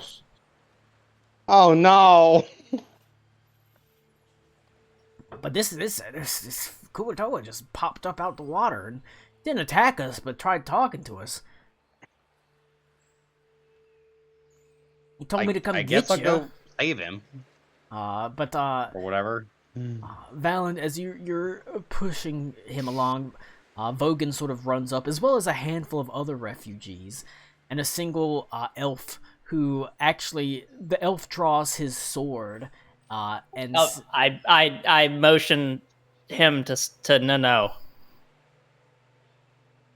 the elf sort of almost shrugs you aside as he says to the Kuatoa, "You're a long way from the reefs." He's here because he's sick with the same thing that the fish have. Also, all of the fish, or not all of them, but most of the fish are sick, and you shouldn't eat them. He's making me sick of seeing his fishy face. He doesn't belong on land. That's Bro, fine. racism is not okay. I'll turn to. I stand between Logan. him and the Kuatoa. I tell him he's the gnome is my friend, and you know he wouldn't trying to help him if he wasn't in danger. He you know those. He's so. Vogan. A lot of the fish are also all sick with the same whatever's going on with the large whale things. I mean, And that's not this the least guy bit is surprising. suggesting that it's very dangerous to eat these fish, but I have a That's also feeling not the least. That's also not the least bit surprising. I have a feeling that a lot of the town's food is probably fish. It is indeed. Every morning it's fish. Well, you can see, the That's a elf problem. sort of squares up to you. I What are you hold gonna one do of the about it if infected I push fish. him off the damn dock. I push him off the jetty. What are you gonna do about it? He's not supposed to be here on this land. He's supposed to stay on the reefs. Colin, am I clearly bigger than this elf? Yeah, probably. I tell him. You're I mean, like, Goliath. yeah, but aren't elves tall or Well, no? you're Yeah, but technically- you're built like a brick shit you're technically house. both- You're like 8 feet tall. you're both medium size, but he's about 6 feet tall. So Bigger than him. I mean, I just like stand. I just walk it. I'm like, then I'll push you off. roll intimidate. Intimidate. Not great at that. An 8. Can I help? How are you helping? Is help a thing? I'm making it a thing. Oh, well, hold on.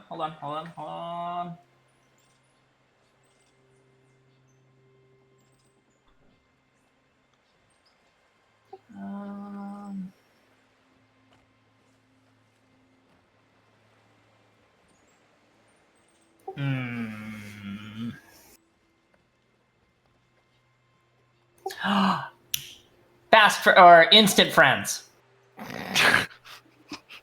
Okay. All right. Well, Hey, that's what it's there for. It's a utility power to be used. Target makes a saving throw. Does he have a level? Yes. no, he has a sword, Mike. has a Okay, is that level greater than, less than, or equal to me? It is you're level 2, so it's greater than you. All right, he has to roll a 5 or less. Oh boy. You could do it.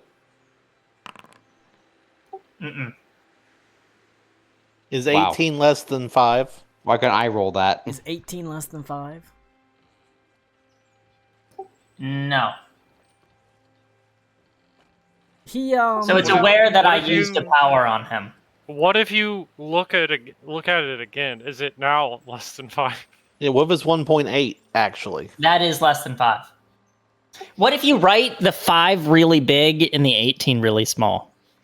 Yeah. he What if the 18 is like a subscript? says, "Wait a second. What are you trying to do? I'm gonna go tell the queen about this." You do that. We're just trying My to protect father will hear of this. We're just trying to keep him safe because he's sick. He is going to, but before he goes, he reaches out. He tries to push the Kuatoa off the jetty. Yeah. I want to intercept that, and you can push me instead. All right. Give me an athletics check. I'll be versus that his I'm good at. athletics checks. He's not actually 31, Colin. He's not actually that good at athletics. All right, he like tries to push past you, and he just like it's like hitting a damn wall. As he staggers backward, he tries to do it one more time, but you just don't budge. He says, "I'm gonna go tell the queen." As he rushes away, I'm telling Mom. I'm gonna go tell the queen that you're letting a Kuo-toa on land. Good. You do that. Tell her to come here. Yeah, go get her for us. All right, but he rushes away. Excellent. So that's solved. So first off, fish are sick. Shouldn't eat them. It's a lot of the fish. Probably a problem. Second, I'll motion you to come over and kind of like I'm going to point to where he showed us the lesions. I'm I going look at the to crowd. I say, "Fish are friends, not food." excellent. And I'm going to try to get him to show Vogan. You can't say this on Fish Taco Tuesday. He The other thing is he mentioned that the ones that are infected, or they're all fighting each other now, or something. I'm gonna roll a heal check on this Kuo-toa. Colin, I got a crit as a 30. You can see Where the fuck were these rolls before? he very sheepishly lifts up the clothing that is made roughly out of discarded fishermen's nets, and you can see Now Rick's forcing them to get naked for he does him. have lesions. They are not nearly as bad as the ones that were on the beached animals, but you know they're still pretty gross. A motley assortment of large sort of growths. As you place your hand upon them, you can see as you do so, it's very clearly whatever afflicted these animals. This is in the very early relative stages. You suspect that this early on, you could probably do. You suspect this early on in it, healing is probably enough to keep it at bay. It's a healing spell might enough hit points could be pumped into this Kuo-toa to cure whatever is afflicting him. Unfortunately, the other creatures were too far gone. I use Rune of Mending on him. Okay. As you cast the healing magic flows through you, you can see the wounds begin to, or not the wounds, the growths begin to shrink, and they disappear. He looks odd at you. I put my hand on his shoulder and I smile at him. I give him a thumbs up. He looks at you a little bit in awe, but he looks at you, Valen, and he says, "We fight we." I'll They're turn. fighting with penises. I'll make a No, very they're- obvious no, turn they're peeing on to, each other. Vogan, and I will say exactly what he said, and then I'll look at him as if I'm waiting. The Kuo-toa are peeing on each other. Points They like to they want to go to a club where they wee on people. he points to Vogan, and as if he's trying to find words, he says, "Bright God," Bright God. and he points It's back old out. Greg. He points back out to the ocean. He says, "Dark God." He says, Oh, that's old "Bright." Greg. My I bad. point at you, Vogan. I say, "Bright God," and then I point out at the water, and I say, "Dark God."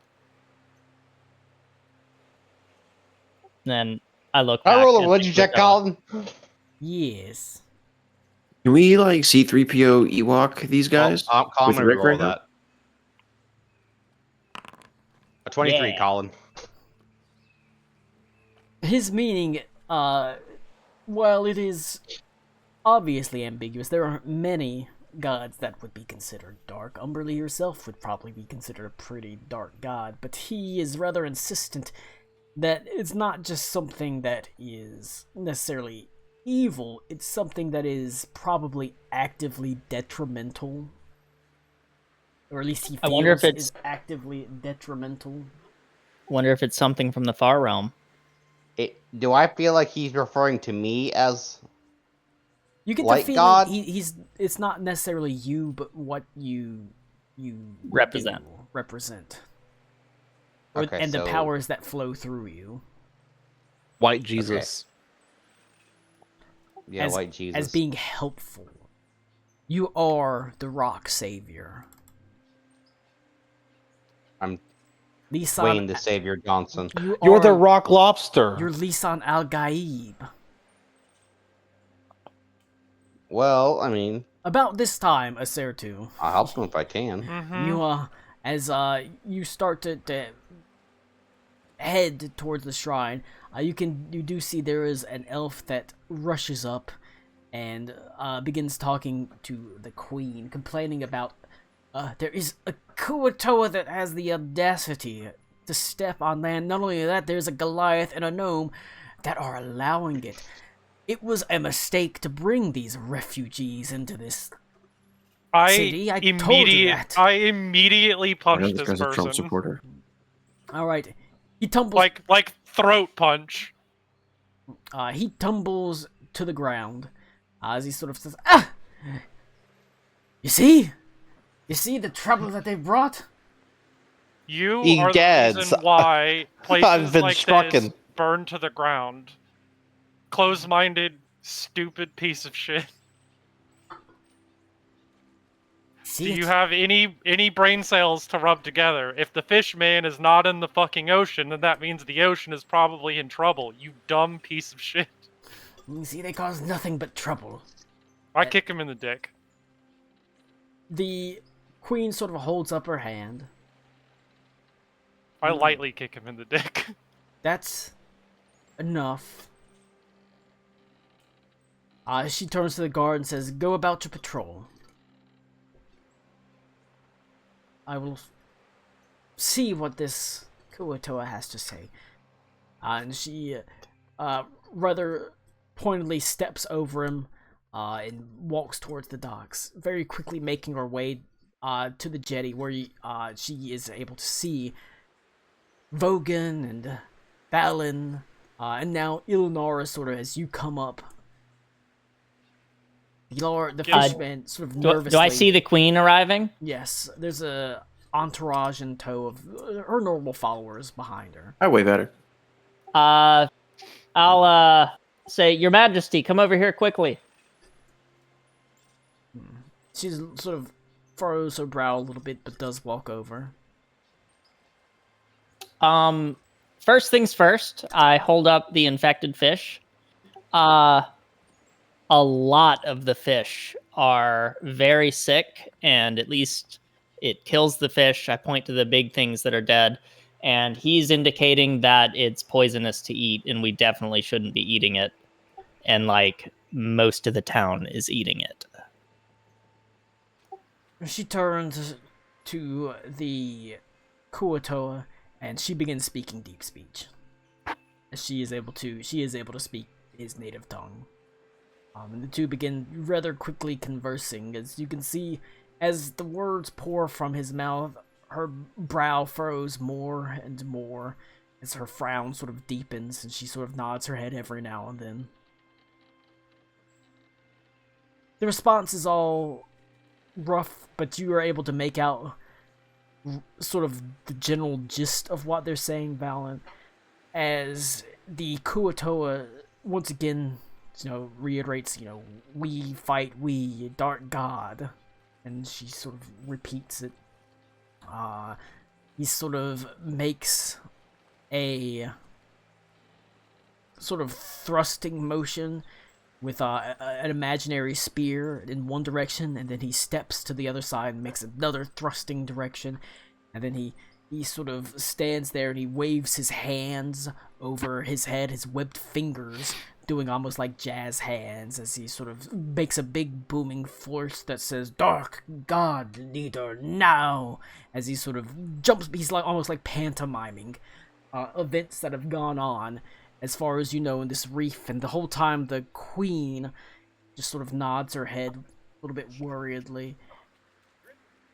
She says, "You do rake out thank you in the tongue of deep speech," and sort of nods her head. she motions to the sea, and she sort of says, stay close if want, which is how you make it out, because it's just a rough translation, rough understanding. But he nods his head. He says, a day, but he sort of clutches the spear resolutely and says, we fight Dark God. And she sort of nods her head. He'll turn and start heading back into the ocean, but before he does so, he nods his head at you, Valen.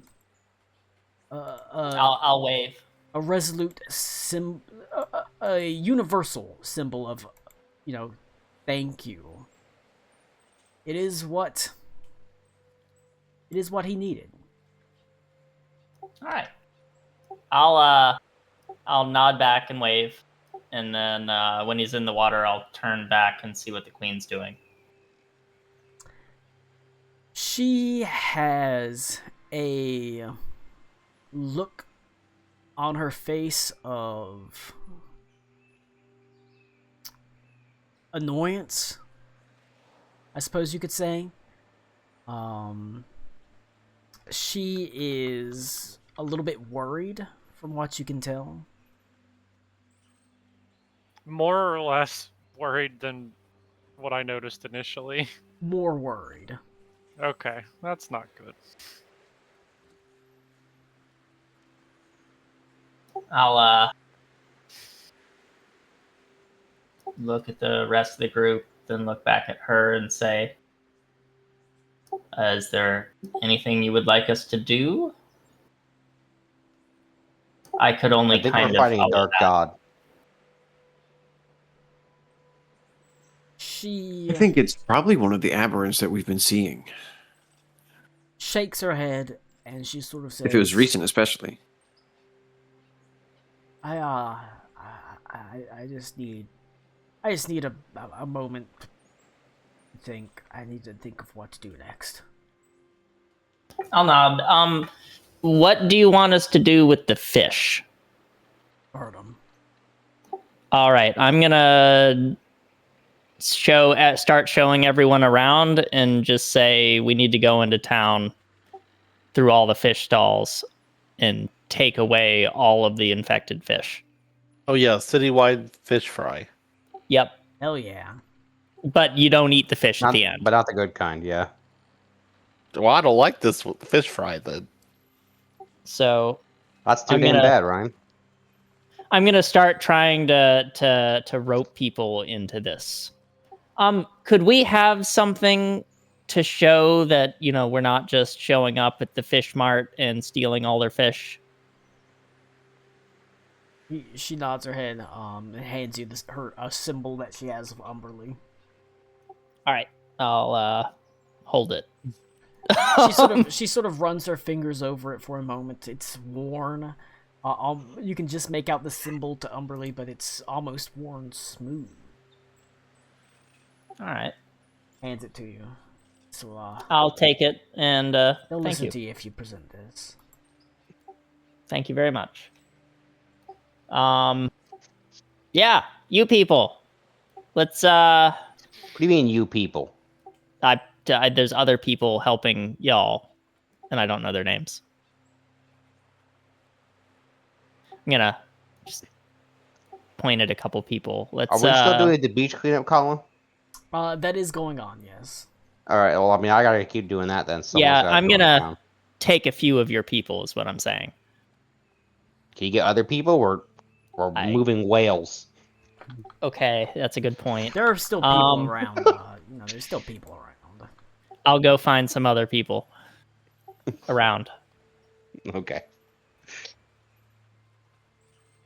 All right, I'm gonna go a burning. I mean, ideally, Mike, I would recruit the help of at least one or two fishmonger and probably the fishermen that you had. That way, Yes. they'll believe each other. Yeah, No. Like I'm gonna go up to a stall and like show them the thing and explain. Yeah. I just meant Um, so you can like, it can be more than just you explaining. This man was So just trying right. to have a nice fan day of out. fishing, and now he's roped into fighting a dark god. Well, these people. Hold on. Is the elf here with us? No. I kicked him in the No, dick. he's Okay. he's still recovering from his wiener being kicked. All right. It's like the Family Guy knee scene, but he's grabbing his penis and groaning. You know, I'll do wiener. what Rick said and take the old man with me, as well as one or two people I can grab nearby. All right. You rush forward with the making sure that everybody knows that there's also you need to burn the fish. You need to have a fish fry, and the old man backs you up, as both the. It doesn't really take much between the symbol that you present and the old man's testimony, as for the most part, people they do seem a little bit anxious. Say, well, if we're getting rid of the fish, what are we supposed to eat? Well, there are fish that aren't affected. We need to go through the fish, and I pull out one of the infected ones and I show them what to look for. We need to look for this. Well, that takes time. It does take time, but would you rather die? He Half of them Yes. say yes. It's like I thought about killing myself yesterday. What's the I difference? guess not. All right, then we're all working on this together. I brought a few people. If there's anybody around that you know that could lend a hand, I could go get them and speed up the process for you. We can spread the word. All right. I will walk to a nearby stall, explain what's happening, and try to All right. recruit. You find yourself at the stall of another old man. Max, are you there too? Yeah, sure. It's the old man that taught you how to fish. Gave you a rod and fish with him. I'll chill with him. He is he's got once again another rather mundane assortment of fish. He seems more bored than anything though. As you come up, and he sort of says he's relatively easy to convince. As he's sort of happy to help you.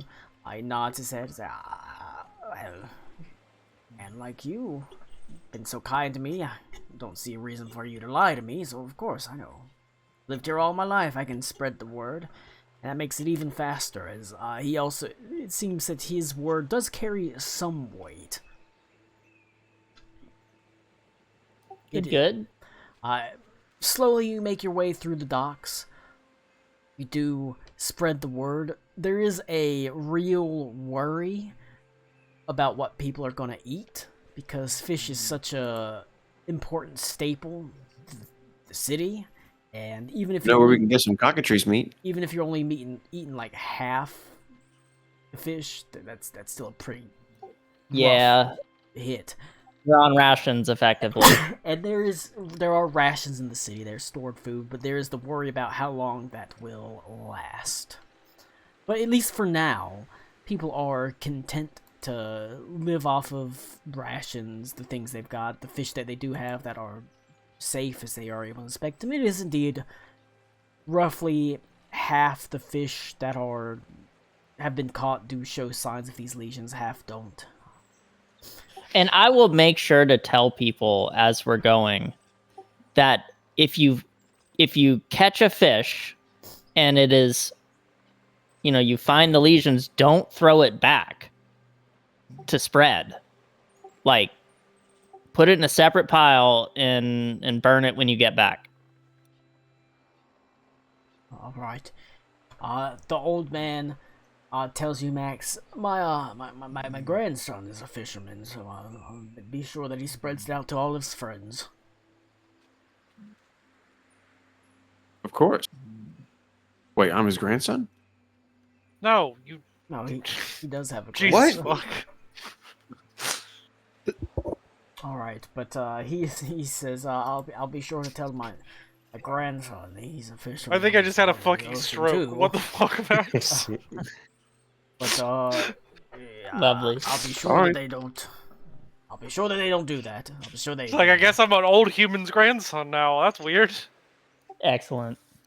You know, families that one you choose. I was totally zoned out, and that was so stupid. It brought me back to think about it. You're welcome. All right. Well. Anyways, It's like, as my grandson, you guys never read 30 pages a night. meanwhile, Too many pages. what's Akmenos doing?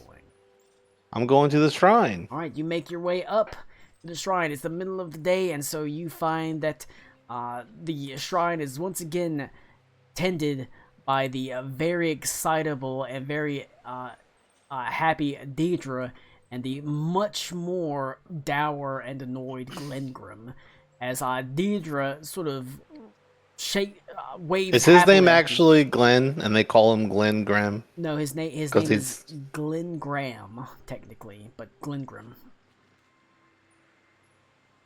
Hi! It's a Welcome little back. funny wordplay that we do in this Church of Zayanin. Welcome back! Have you... Happy to be back. We're happy to have you, as she sort of quickly brushes some leaves away from the shrine, as Glengrim says, wow, a return customer, that's a rarity these days. Well, I am in the church, so. Well, ain't much of a church around here, unfortunately. Oh, shut up, Glengrim. What can we do for you today? Do you have offerings? Or are you seeking blessings? Oh,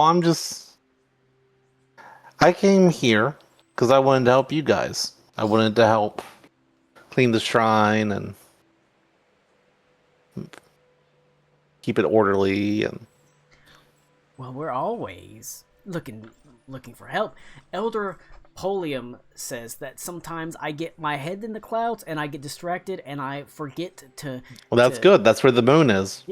Exactly. And you keep your head above the clouds, you can always see the moon. But Elder Polium says sometimes I neglect my duties. And then he goes to Glengrim and says he neglects his duties, but he doesn't really care. I think he does it on purpose. But I'm happy to have you help. God, what is this? Is this just like an altar? It is a statue with an altar at the base of it. Beneath, it's at sort of towards the edge of a cliff. There are some trees around it that do shed leaves, but for the most part, it's just a small statue with an altar, several candles. And there's like a bench or something. Yes. I'm gonna grab a broom and I'm gonna like sweep the stones around it and help pick up the leaves and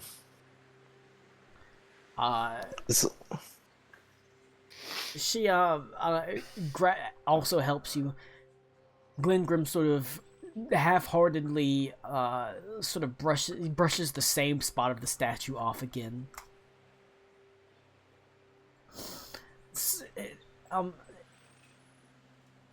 Thank you. oh. So how long have you been with the church? I've been with the church for 30 years. That's a long time. Not so much for elves, but yeah, I guess you could say that. Technically, I was, apprenticed under Elder Polium when I was just like a little girl, really. Glengrim, I've been here twice as long as him, 3 times. Oh. You'd think he'd still have that new excitement, but And what brought you to the church? Why? I'm curious. Why would you choose Sayadine over the other one? Ugh. because she seems so Is coming from well. from this place? My mother worshipped Sayani. Oh, family. Yeah, she used to be a pirate of some, well, as much renown as you can, a raider. She even rode up the rivers all the way into Skullghost and stole and pillaged from villages all along rivers. I've heard of that happening sometime. But when then, I've never been involved in any of it, but I've heard of it. but 200 years ago almost, she was, she took part in the sea trials for a living ship, and after, well, she survived even though her ship sunk, but she swore off ever worshipping Umberly, and she turned her I suppose she found the light, the moonlight. She's, Colin, what is Umberly the goddess of? Umberly is a god, well, she's like the bitch queen. She's a god of Like Calypso. storms, she's the god of sea, she's basically storms and seas and tides and The brief little reading I did, she's basically like Fae Calypso. she, Like to pirates Calypso.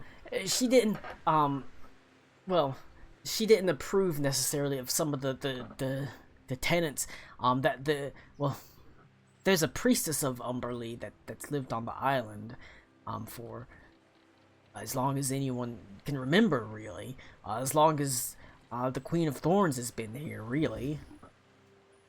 And she didn't like the things that the priestess of Umberly had to say, or the things that people had to do to satisfy the Queen of, or to satisfy Umberly. She chose Theanine. I suppose so, and I learned everything I know from her. Is she still active in the church? She frowns a little bit and she says, unfortunately not. She was, afflicted by a sickness that took her. Well, this is awkward now. I'm going to go, and I just jump off the mountain. You fly. Oh my god. You didn't even know you had that power. But she says, yeah, after the, well, around the time, after she failed that sea trial, and she's turned away from Umberly, eventually she sort of, she's never quite the same. She never raided, and she got sicker. Colin, in my, man about town ways, do I see, like, paladins of Umberly and, like, clerics of Umberly, or... Not really.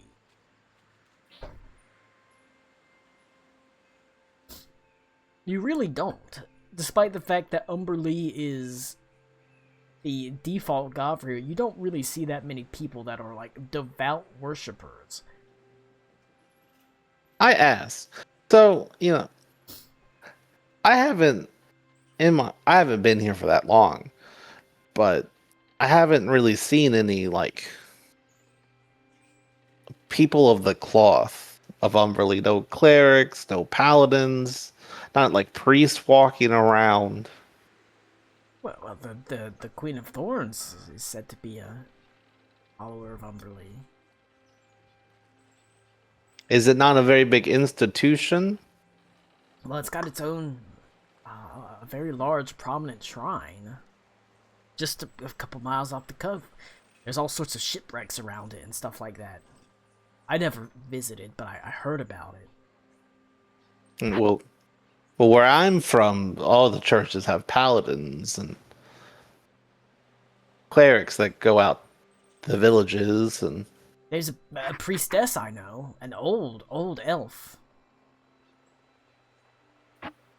can I make a religion check? Is that weird? To have like a prominent, and there's like no clerics or paladins or... Yeah. Because that seems weird to me. as a paladin. It is very odd.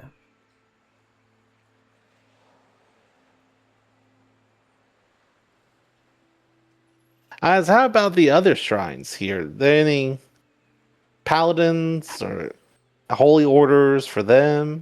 You'll see the occasional paladin or cleric, and they'll have they usually pop up more around festival days, and like we had a festival to Sune just a week or so ago. It's fun, but So I've been here for a few months. Do I recall seeing festivals for gods? Have I seen any yet? they're very small for the most part. Festivals, minor celebrations. Oh, they're quote unquote festivals. Sune's festival was Valentine's Day festival, basically.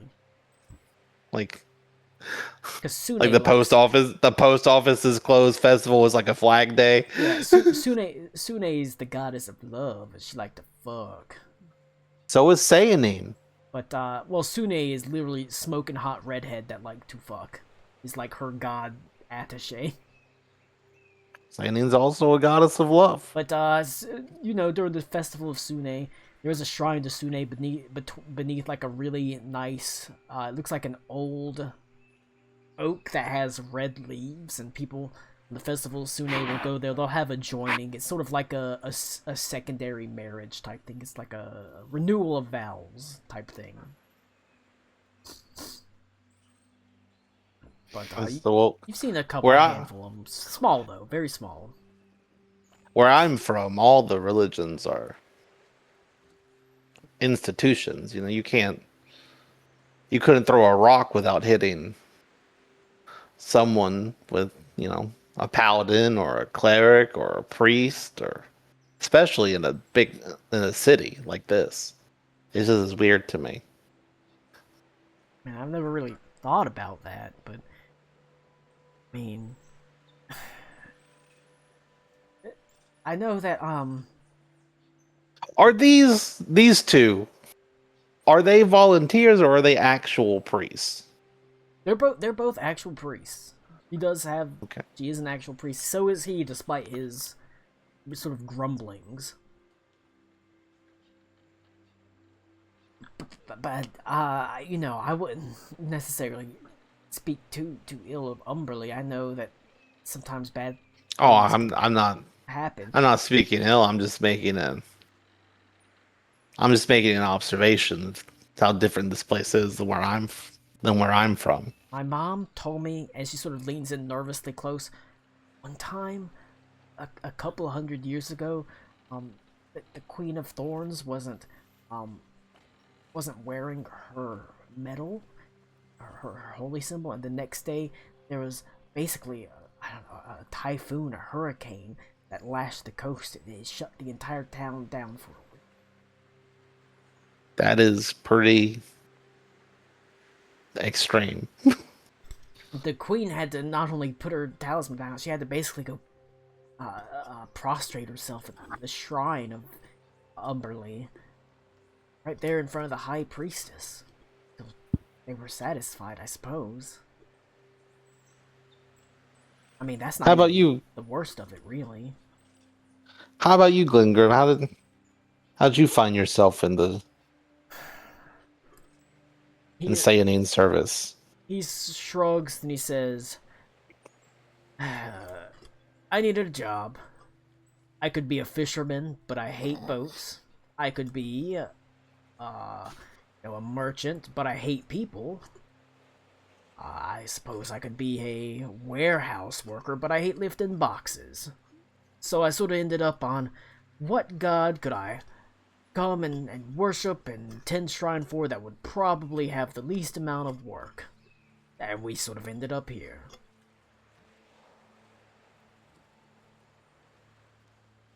Morden was immediately out, then I take it. Morden likes hammers too much. Also, Yeah, to make things. one of the entrances was making that a something gay joke? or crafting something. I can't be bothered. I will admit, the tenants of Sayanine aren't the worst, and there's something very romantic about moonlight and all the like. That's what Sailor Moon fights with. I don't know what that means. I know what Sailor is. What's Sailor Moon? She's the princess of the moon. I don't know anything about that. As he tucks his own his Sailor Moon transformation animation away. Throws his tiara into the woods. I don't know anything about that. I wouldn't know. But it was a job, and he sort of sighs and he sort of says, I'll admit, amongst all the gods here, Xaning's one of the better ones. I'd be lying if I didn't say it wasn't nice to help someone every now and then, but... I'm gonna insight check him. Okay. Bad. He seems a little bit disinterested in this whole conversation. Are there people at the other shrines? Of course, I just they like have a handful of attendants as well. Usually take a quick 2 to 5. take a quick look, like worshippers, not like the people. Oh yeah, there's every shrine gets a handful of worshippers. Do I see the same number, or like roughly, of like priests that are at this one? Like, Yeah. is there one that's got like 20 or something? Not really. Most of them have a handful, 2 to 5. You see a couple that have a little bit more. As you walk up and down the row of shrines, you can see Sune has a couple of very beautiful, buxom women that are welcoming people in. You walk by. Ooh, you can get see, your own domain. You walk by the shrine to Asmodeus, and you see there's a man clad in dark black robes, and you see a rather animate monkey on his shoulder, sort of chittering in his ear. You can say, well, there's Misha, as Misha is at the shrine of Asmodeus with the. I once again I don't make eye contact because that scares me too much to think about. That's some freaky shit. Colin, I'm gonna actually once shit is sort of started to get handled, I'm gonna migrate up to the shrine area because I haven't gotten to do anything with my goddess at all yet. Hey, that's good stuff right there. But most of the shrines do have between 2 to 5 people. I asked them, so do you guys is it always you two here during the day? Or are there do you take shifts? Who do you ask? What's the elf lady's name? Sune? Or Deidre? Yeah. Well, yeah, it's always us here. It's our job. So do you guys stay around here, or do you walk up the mountain every day? Sometimes I go to other shrines and I look at them, and some of their, sometimes the shrine keepers are not keeping up, and their statues look dirty, and I'm like, we're better than that, That's true. That's true. That's disrespectful. You ever draw mustaches on them or something? She frowns a little bit, and she said, "Yeah, I did one time. One time. That's good. One time, Goddess trickery. One time I went to the statue of Moradin and I drew a mustache on him, but he already had a beard, so it didn't really hit like I was hoping it would. But in my head, it was really funny. A regular prankster over here. Oh, you should try giving him an eye patch or something. Yeah. Well, She should take out the eraser and erase his beard. Yeah. Like in that Looney Tunes episode.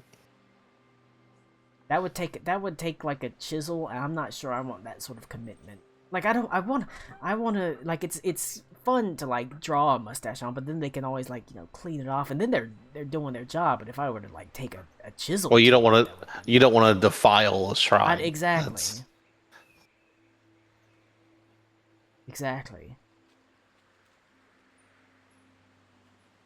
And It'd be funny, like Once- there's a temple to Malachi that has 2 deer statues, and we put them back to back like those Christmas ones that look like those Christmas reindeer that look like they're humping each other.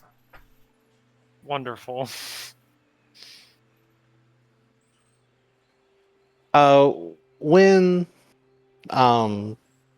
when the shrine is like tidied up, I'm gonna sit and I'm gonna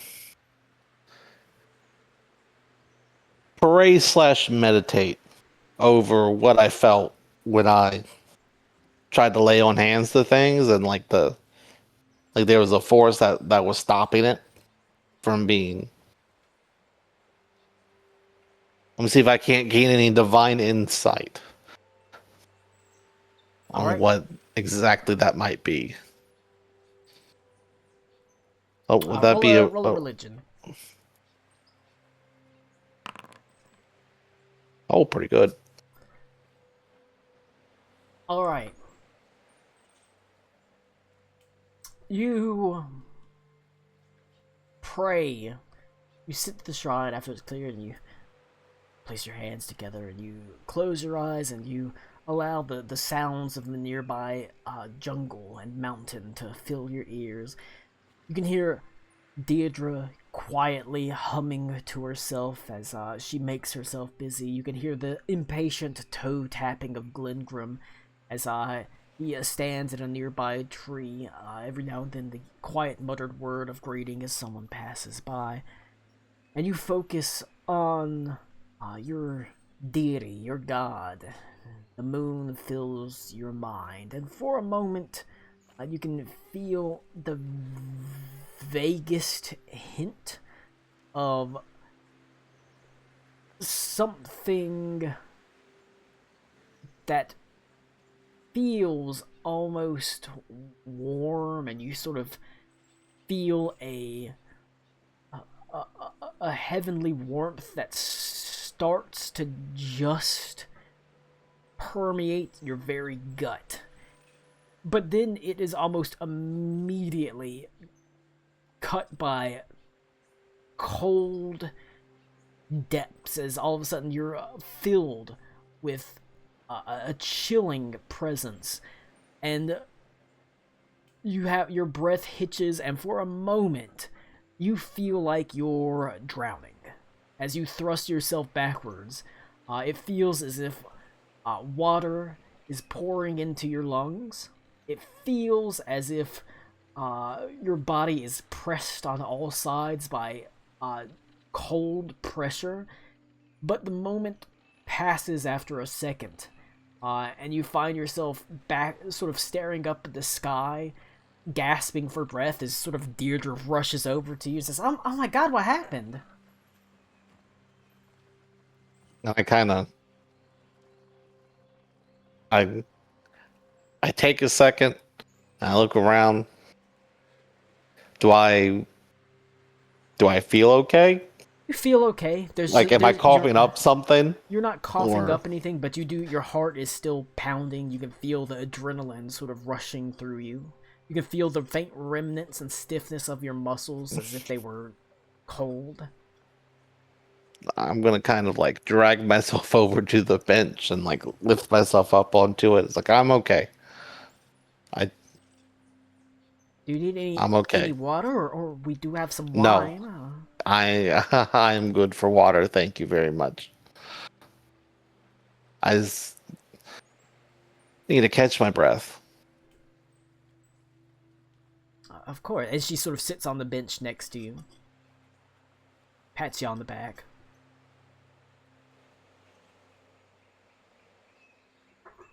And I look at the other shrines.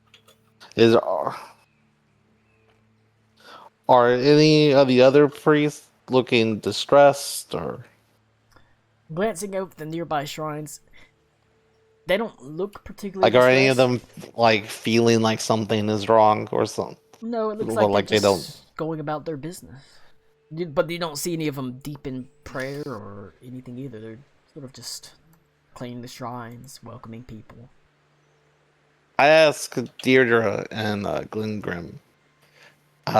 So do you guys just like sit here and work all the time, or do you ever like, you know, pray? Or I mean, of course we I know pray. it's the day. It's not exactly the time for us, but Of course I mean, we pray, we offer prayers like, hey, bless this person. To tell you the truth, I no, don't for really for know. yourself. Do you ever just do it just to, I you mean, know?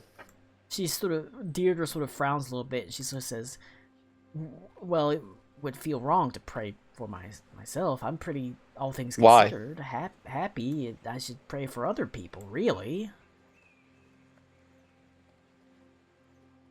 Oh, that's Glendgrim sort of says, I don't really pray for anyone. I just sort of, it makes them feel better to think that you're praying about them. That's, for the most part, kind of enough. I look at you. Just why do you think you should not pray for yourself? I would feel wrong. Why? Because I help other people. You don't have to pray when something is wrong. You can do it just because. I mean, Do you ever contemplate? Meditate? I mean, I kind of do sometimes. Self-reflect? Sometimes I dream and I hope, and I wouldn't say I entreat a god about what I want, which is silly stuff. But I never thought about it. Okay, well, you don't want to pray. Well, what if I want to pray for you? What kind of things would you like me to wish for you? She says, You too, and I motion for Glingrim to come over. I'd like to pat down. So, is this bench big enough for 3 people to sit on it? yeah. If not, I'll stand. He sort of sighs and sits next to you. Fine. And they both sit next to you. So, I'll do it for you. And what do you do here when you're praying for someone who comes to the shrine? Oh. What are the local customs of the church? Well, a lot of times, Elder Polium will pass it along to him because he's the elder priest. He's the one that carries the most weight. But I do still pray for people. Usually we do it at night, but we can do it day. But I bow my head and I light a candle at the start of the prayer, and then at the end of the prayer I blow it out, and it's more effective at night because when the candle goes out, you're bathed in the moonlight and everything, and it's like your final wish is going up to the moon, so saying you can hear it. But during the daytime, I'd mostly just bow my head and. Well, the moon's still there. Just because you can't see it doesn't mean it doesn't exist. She looks just like faith. She looks directly up at the sun. Is that the moon? But Deidre, no. She says, I guess that's... Yeah, I never thought about it like that. Glingrim says, I did. I mean, you see it during the daytime. It's always there. But it's not just the moon. She's also love and trickery and... I mean, that's sort of one of the things sometimes I'll pray about. Trickery? No, love. You wish pranks on the people? No. And she sort of almost seems embarrassed. Imagine finding out your pastor is like hoping that someone puts a whoopee cushion in your car. In my heart of hearts, if I were to pray or to dream, I hope. I feel bad saying, I hope one day, Elder Polium retires and I get to be the head elder.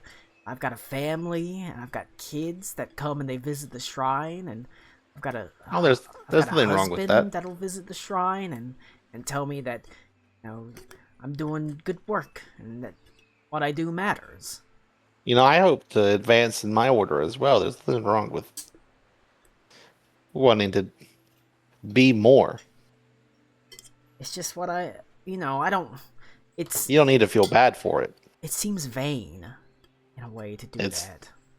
Vanity is not a sin in our religion. It's okay. It's But actually encouraged in mine. that's just what I want. I don't know how you humbly prank. I suppose you can. I just don't know what that means. I don't mind pranking people, but I don't want people to get hurt from it. Tying someone's shoelaces together, it can be funny. You prank yourself to remind yourself that it could happen to anybody. Yeah. But then You throw a banana peel down and then immediately slip on it. a fun prank is tying people's shoelaces Got 'em together. again. A not fun prank is putting spikes in someone's basement and then hollowing out their floorboards beneath their doormat, so when they step on their doormat, they fall down into a Jesus basement fuck! of spikes. That's so specific. I Frank, hate yeah. that. Gotcha. And then you Funny crouch, joke. you crouch next to the hole and you see where they're down there bleeding to death. You go, World Star. That's not a fun prank. Anyway.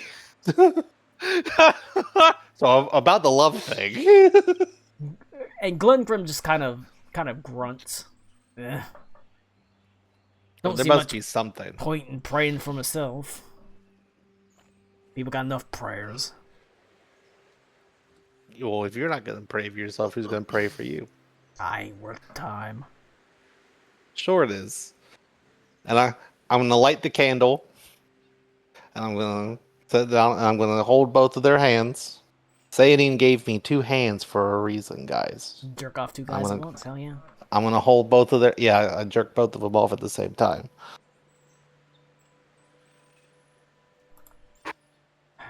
And I'm going to pray for both of them. And wish Sayadine's blessings upon them. Roll a... And I hope roll the- that no one puts spikes in their basement and hollows it out so that they fall in it while they watch. You do so, and Deirdre rather excitedly says what she wants. She wants to be an elder, she wants to get married, and she wants to have kids and stuff like that. Give me a diplomacy check. Diplomacy. Do I get a bonus? No. This is against No. Glengrim. Okay. Oh, well, hold on.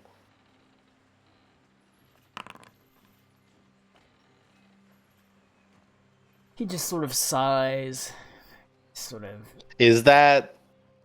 I'll spend a hero point on this, if that's not good enough. That would not be good enough. It's close, but Okay. he seems... Okay, hold on. There we go. As you hold out your hand to him, as Deirdre takes it immediately and starts saying, "This is what I pray, what I would want, or what I want you to pray for," he rather reluctantly sighs and he puts his hand in yours, and he says, "I suppose if I were to wish for anything, it would be to feel like I actually belong somewhere. That the people around me value what I do, even if they don't understand or see it. I just want to... Oh, no, I unzipped him. I want to feel something." Yeah, right. You rolled like an 8 and then a 20. I unzipped him. But he says, "I just want I want to feel important, or I want to feel anything, really." That's sad. You stop praying, just hug this Yeah. poor bastard. He's Yeah. I'm sorry, man. He says, "What are you, gay?" But he Maybe. puts his hand in yours, and you Or pray. someone. And then when we're done, I put out the candle. I was like, I'll keep coming back. And if you guys don't want to do it for yourself, I'll do it for you. That would be really nice. It's always nice to have someone thinking about you, right, Glendrum? And he just sort of grunts and he says, I guess. And I hit a nudge him with my arm. I turn the Deidre. I'm wearing him down. I'm working on him. I think there's, beneath him, he's like a big softy. He just doesn't like to Well- show it. We'll get him. We'll get him as smiley as you are eventually. Well, I don't. So, gods can work miracles, but I don't know if they can work that miracle. We'll see. But we'll see. If there's anyone that Yeah. can, it's Sayonine. It's true. But yeah. Even so, I also write down to check the stairs before I go down to the basement, so I don't fall into a pit of spikes till someone watches. you're down there groaning, and someone says, World Star, you can't help but go, got me. And you die. But, yeah, you say your goodbyes. And, but you can't quite shake the memory of, feeling like you were drowning. Whenever, just at that moment when it felt like your God had reached out to you, that moment where it felt like you were surrounded and pressed on all sides by water where you were drowning, is not a pleasant feeling. Alright. And right before I leave, I'm gonna say, if you guys don't want to pray, why don't you try to, like, meditating, contemplating, practices. Just, I don't there's think a lot. Deidre There's can a. sit still for more than 5 minutes. Well, then how does she put all those spikes underneath the stairs then? I don't think she'd actually do that. You wouldn't actually I don't do know. that, Deirdre. I don't know. That was very specific. She goes, I'll never tell. See? That would ruin the prank.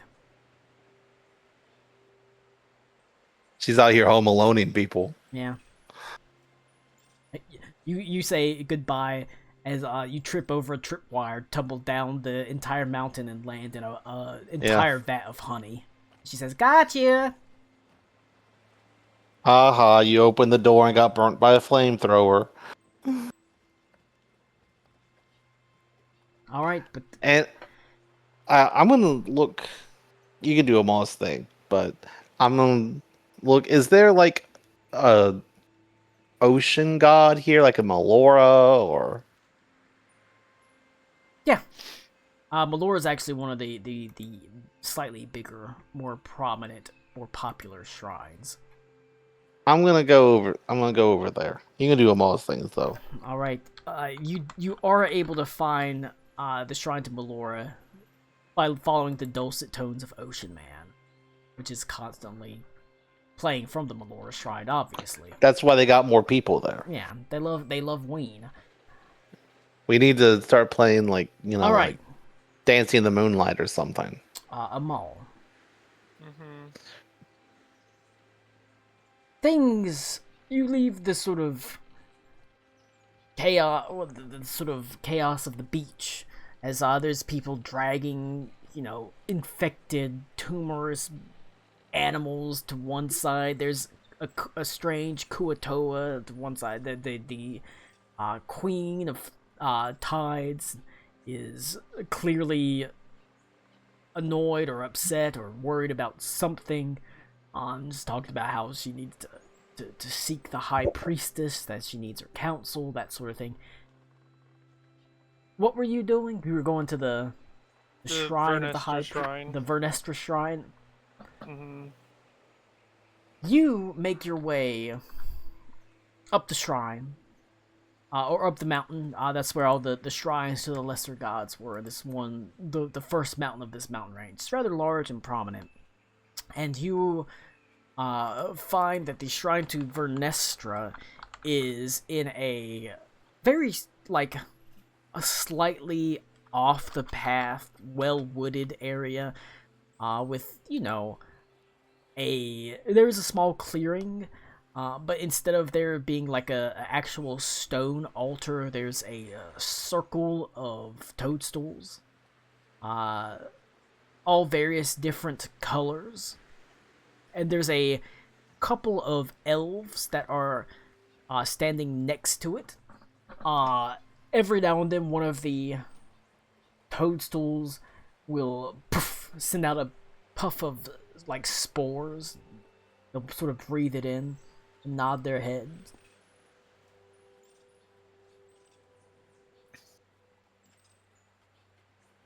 I'm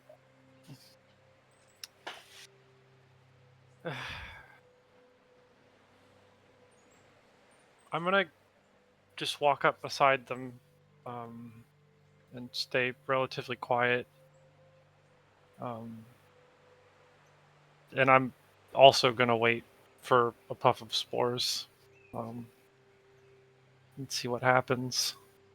As you wait within the circle, or You by fall the into the spike pit. circle of, yeah, they gotcha. Gotcha. As you wait by the actual circle, the fairy ring of the mushrooms, there's a poof of spores that flies up into your face, and it's a sweet smell, almost sickly sweet, with the faintest hint of maybe molasses and the sweet smell of decaying leaves. As suddenly breathe it in, and you can hear a voice that says, "Welcome to the shrine of Vernestra." And that was like In your- disembodied it was in your voice, head, not yes. okay. Okay.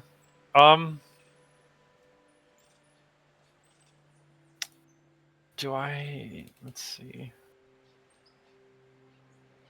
It's in my inventory.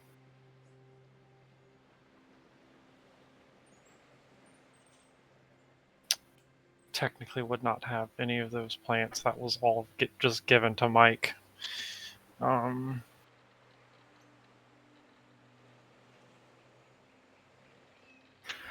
You know what? I'm gonna sit down at the edge of the ring of mushrooms, and I'm gonna pull out my harp, and I'm just gonna play pretty lightly and kind of simultaneously pray quietly. Roll a nature or a perception check. Nature or perception? Oh, Either one of it's those it's definitely perception. My nature is untrained. You sit down dutifully by the ring as there's poof, poof, every now and then a puff of these spores that come out. The attendants, you see, are going about their business, and you see it's a mechanical sort of movement. It seems like there's not really any significant thought that is put into it. It's almost like they're going through a routine. As you can see, they move to the front of the shrine, make sure that there's no debris. They circle the fairy ring, make sure there's no debris. They never greet you this whole time. And as you sort of eye them, that's when you see there are the faintest hints of what looks like shelf mushrooms that are growing just out the side of the neck, very small.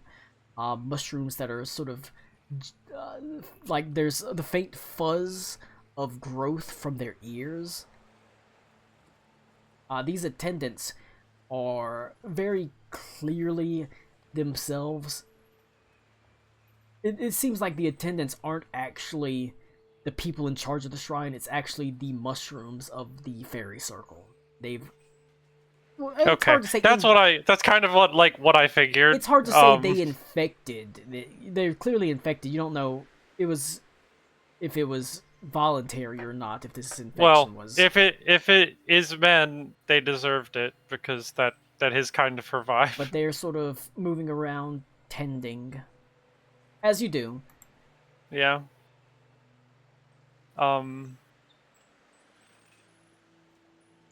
Yeah, I mean, like, if I can, I'm gonna try and, I guess, communicate with the mushrooms. I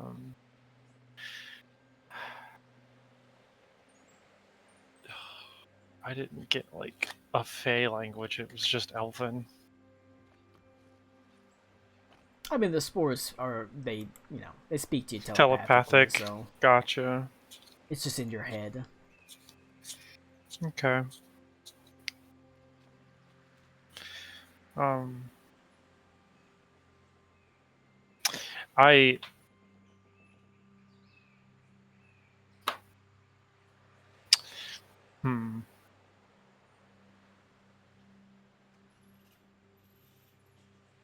I asked the mushrooms its name, just out of curiosity.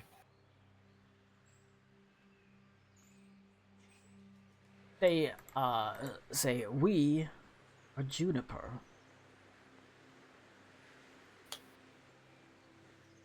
It's a pleasure, Juniper. My name is Asertu. I come from a former shrine grove in an oasis far away. It's nice to see anything at all for Vernestra around. I'm sorry it's taken me so long to come visit. We know who you are.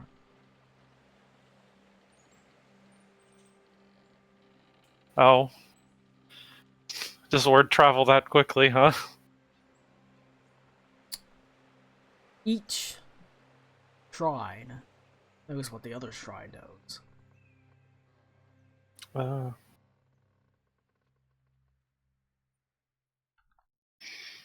then it's like being home again. Not quite. As close as I'll get for a long time.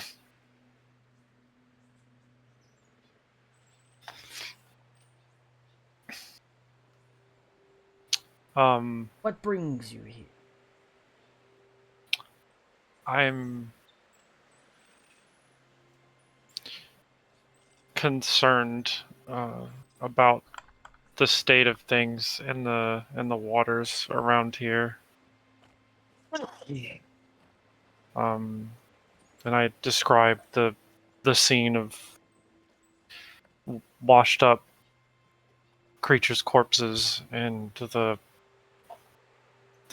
tumors.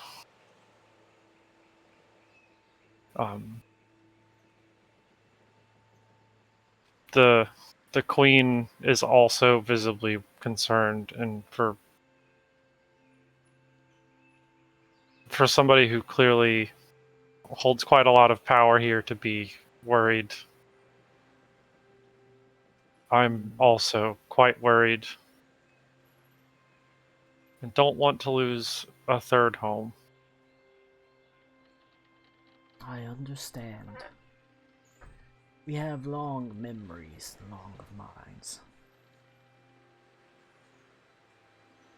Even before this shrine was fully formed, spores of the forest existed. Even before her taint consumed this island.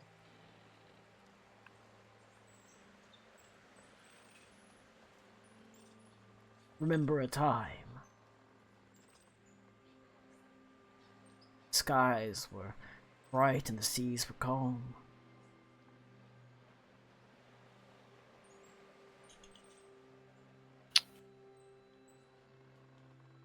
There are many things to be worried about, but that has been a problem for time now.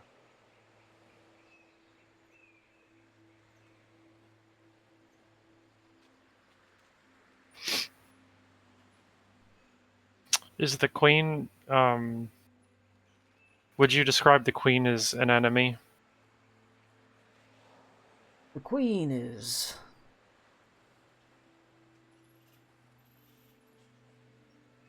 perhaps. She could be an enemy or she could be an ally. Be right back.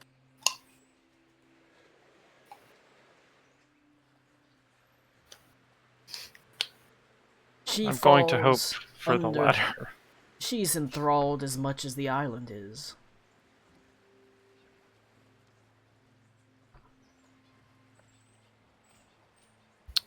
So it's oh my god, what's her name? The goddess. Cucumber. Cucumber. Yeah, it's Cucumber. Cucumber is Cucumberly. Cucumber. So it's Umberly then. That's the problem, or a problem. There's no answer. Okay, so that might as well have been a yes.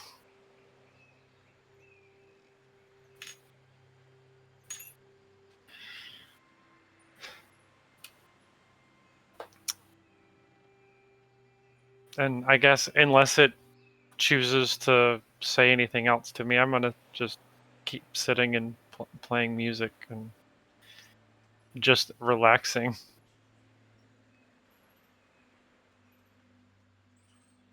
You, there's nothing more said while you sit there and play. The two attendants continue mechanically moving around the clearing, tending the circle every now and then, making sure You know, that everything's clear. The attendants probably scare off newbies. There's, Like, you can see they don't greet anyone. The most they do is they sort of awkwardly and jerkily nod their head in greeting as people walk by. yeah, that would definitely freak most people out. You like spores? Come breathe in our spores. My lovely spores. But other than that, no people come. No people stop.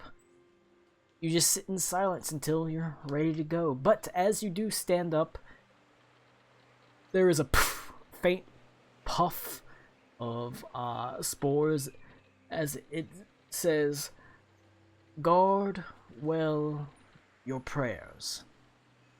They may invite unwanted intrusions."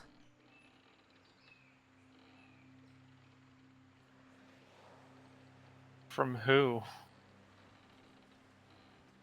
It's just silence.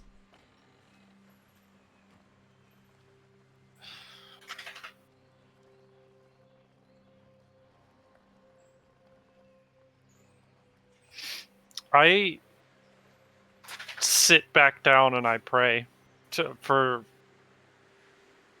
the specifically for like a food, some sort of food source from in the island and not in the ocean. Roll a religion check.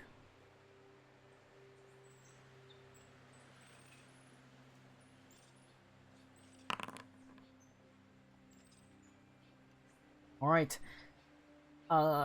You sit next to the mushrooms, and you feel an earthy connection. You can smell the dense, sort of heavy loam nearby, the faint smell of decay, rustle of sort of leaves in the wind, and that rustle turns to a loud crashing of water on rock as you can feel yourself just a cacophony of noise almost driving you to insanity. You can see the two attendants collapse on the ground and start convulsing wildly as one of the mushrooms, the bright, vibrant, colorful mushrooms, shrivels and turns black. Okay. So is that not guarding your prayers safe wisely? So both attendants are like on the ground. Yes. Okay. It passes in a moment. But you can still hear the crashing sound of waves in your ears. Hmm.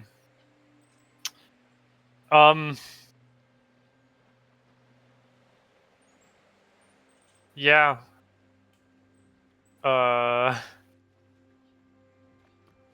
I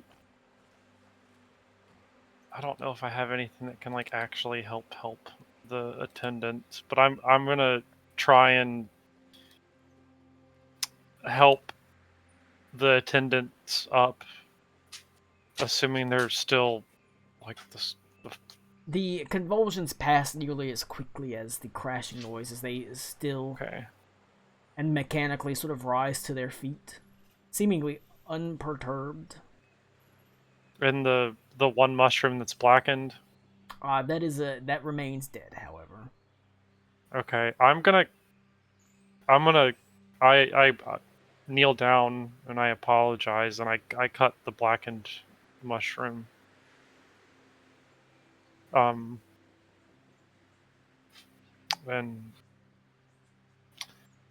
I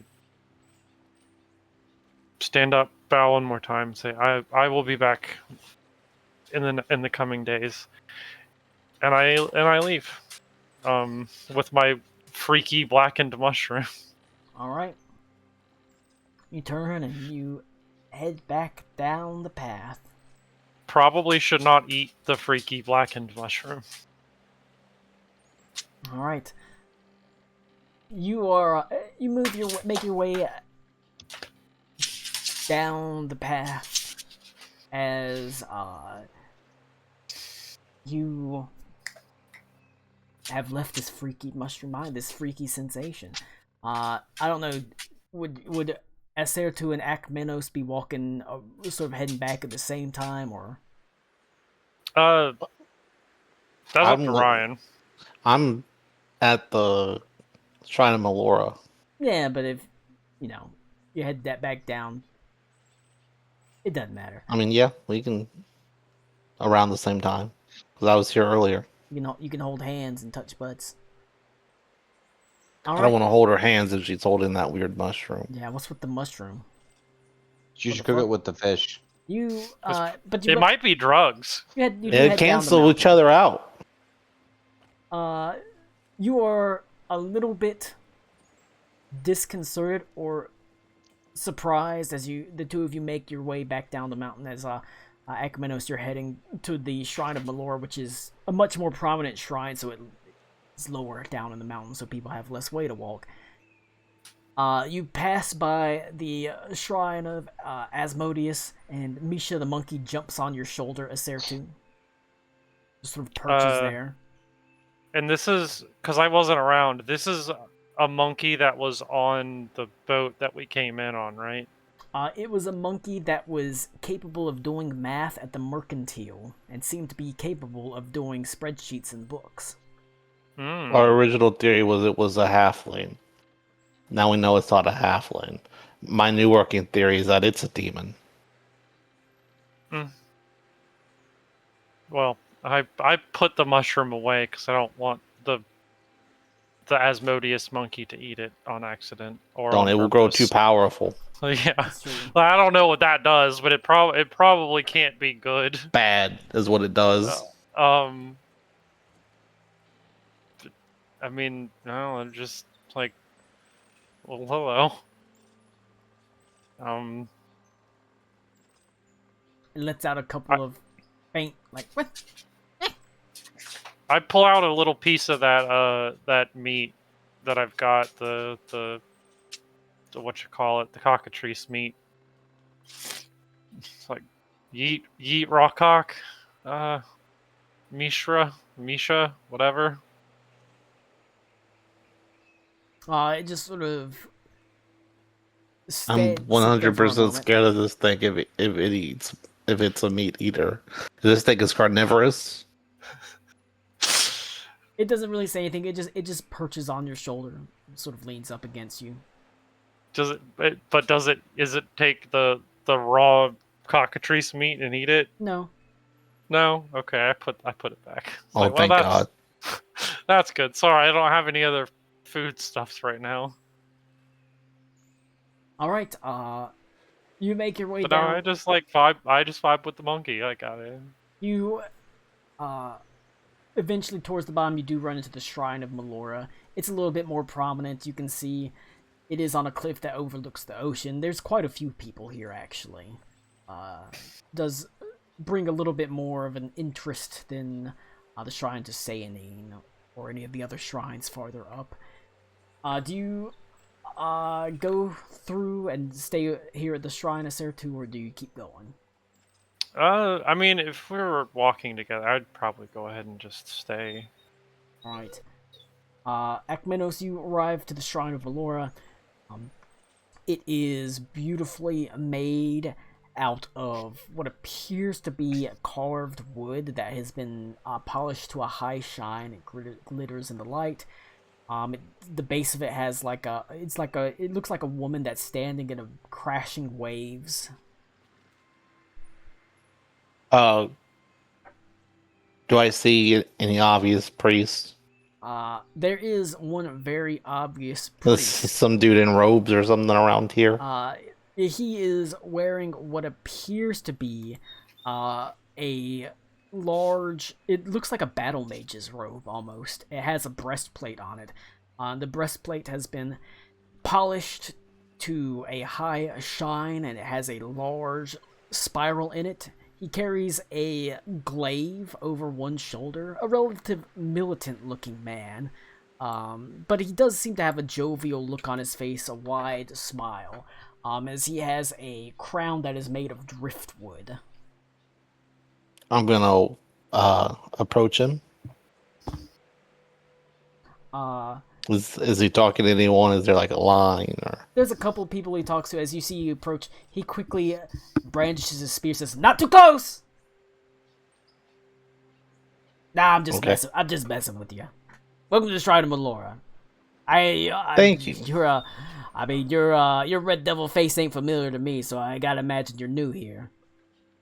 I am. That sounded like hell a racist. I'm used to it.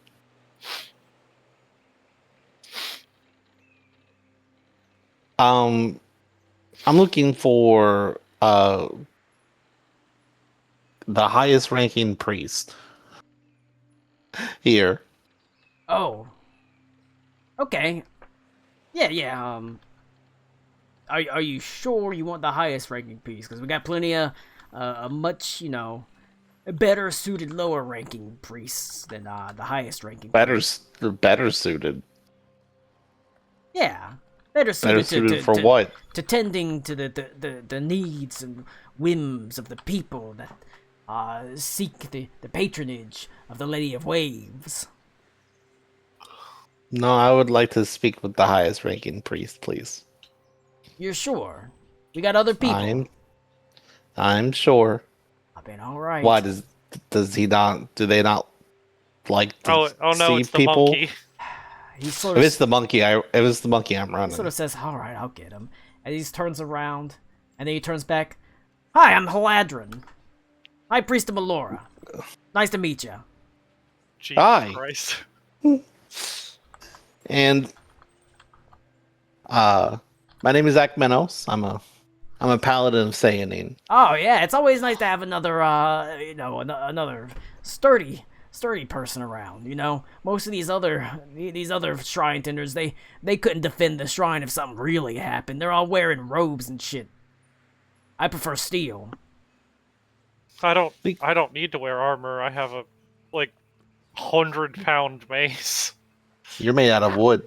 You I are am made out armor. of wood. No, I am not. Contrary to popular belief, I am not armored. It's like it's so nice to see a fellow paladin. You're the first one I've seen while in this city. Yeah, I was never much for the praying stuff. I always preferred a little bit more action, you know. He brandishes a spear. No, he's trying Right. Bravo.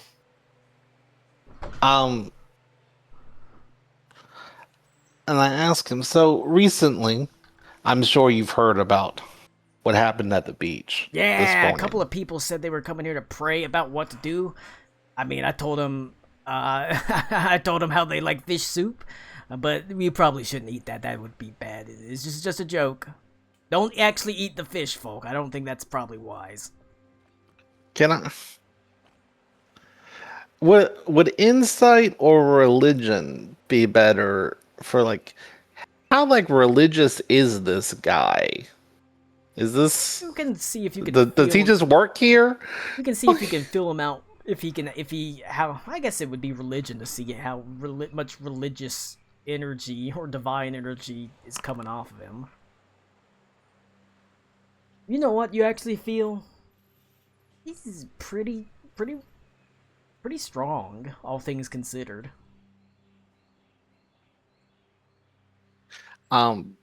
So I was He is an elf. I too. was meditating Oh, that's a bad idea. on. No, I enjoy it. I mean, it's enjoyable, you know, till, you know. Ugh. Actually, that's pretty accurate for this. Oh yeah, it's always been that way. About the beach. I attempted to heal some of the animals, and it was like blocked. And so I was praying on it. Oh And yeah, it you don't want to do that. You don't want to go too deep down that rabbit hole. You don't want to go too deep down into that prayer hole. Have you in your prayers and meditations, have you felt something wrong with the ocean?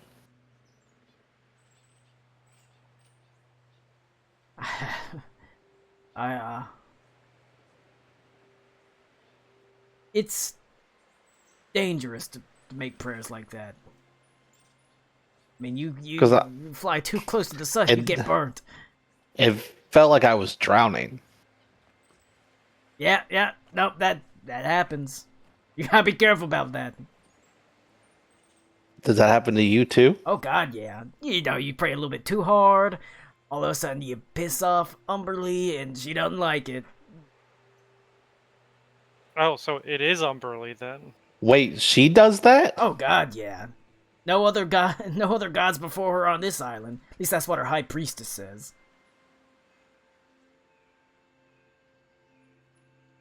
But they still allow the shrines here. Oh yeah. You know if you took away everybody's right to worship, a god, they forced them to do Umberly, that could cause problems. But when you're like, yeah, you can worship him, but not too hard, that mostly keeps people in line. That's the way it always was.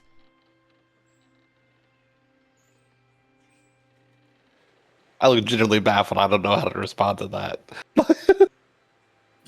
Yeah, no, well, Like you can recognize other gods, but if you start getting a little bit too close to them, reaching out to them a little too hard, Umberly can take some umbrage. This is her island. well, the mushrooms said otherwise. Nah. Well, this didn't feel like a storm. It was like I was beneath the water. I mean, hey, she'll drown you, sink you, kill you all the same. And it's always been like that. As long as I've been here. So I've been here for a few hundred years. From what my my shrine told me,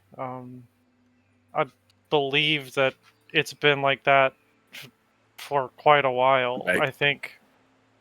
I think Umberly laid claim at some point hundreds of years ago, but it isn't always been like that. I don't ask those questions. That's how you dry drown. That's not good. I mean, I didn't ask. I was told by a thing that existed here before, but You know, Melora. there's Melora even offers some protections of sorts, but shit, I wouldn't go too far down that road. And I don't know. I was just something to say. This is so literally the opposite of everything he knows.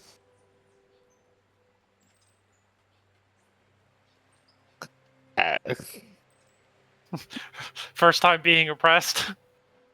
No, it's no, it's the god going. It's the god doing it. Is the thing. Well. Yeah, no, I don't know. It's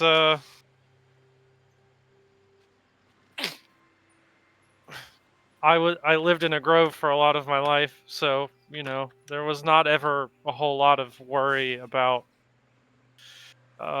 another god. So, and, you know, back in Vandalheim, there was, you know, there wasn't an issue. So, you know, it is new, but I am not entirely surprised. Hey, look, it's been this way as long as I've been here, right? As long as, you know, most people that live here can remember. But you would know, mushrooms. The forest. Yeah, it is that's like a- ancient. ancient, and it does seem like I said, all the shrines to, all these mushroom signs are sort of like a fungal fairy circle thing where they're slightly connected somehow. But he's like, look, as far as anyone knows, that's the way it's always been. I don't ask questions. I help people as best as I can. I worship Melora, but in the back of my mind, I'm like, all right, Umberly, you're still there. You know, you're your island. But I mean, the person that would know probably Queen of Tides. She's founded the city. Maybe I'll ask. I did Well, get a little close. I appreciate you helping me. Oh yeah. I'm new here, and that has never happened before. I didn't know. We just What it weren't meant praying. to- We weren't praying hard enough. No, I was praying at my normal strength, just not here. You gotta be careful with that, reaching out and touching the gods too closely. High Priest recognized that. He waves, "Hey, High Priest Misha!" And the monkey's just like, I What? run. I asked, so how do you access your? Okay, Colin. Does he actually? "No." Okay. Because that would be honestly pretty fucking hilarious. So how do your clerics access their powers? How do you? Well, Access- some of the, the weaker shit, we can do all that stuff. Basic mending, some basic healing, But some of the big stuff that people, hear about in books and read about in texts, powerful stuff, that's... Usually that comes with, I think one time a person managed to bring someone back to life, but they lost an arm in the process. Shriveled it up and fell off right next to him. Jesus. That's a lot for Akmenos to think about. It's like, well, never healing anybody else again. I can do, That's low. I can do your basic healing. some of your basic magics, but as soon as I start getting into the, some of the stronger stuff I could be able to do, that's when the weird shit starts happening.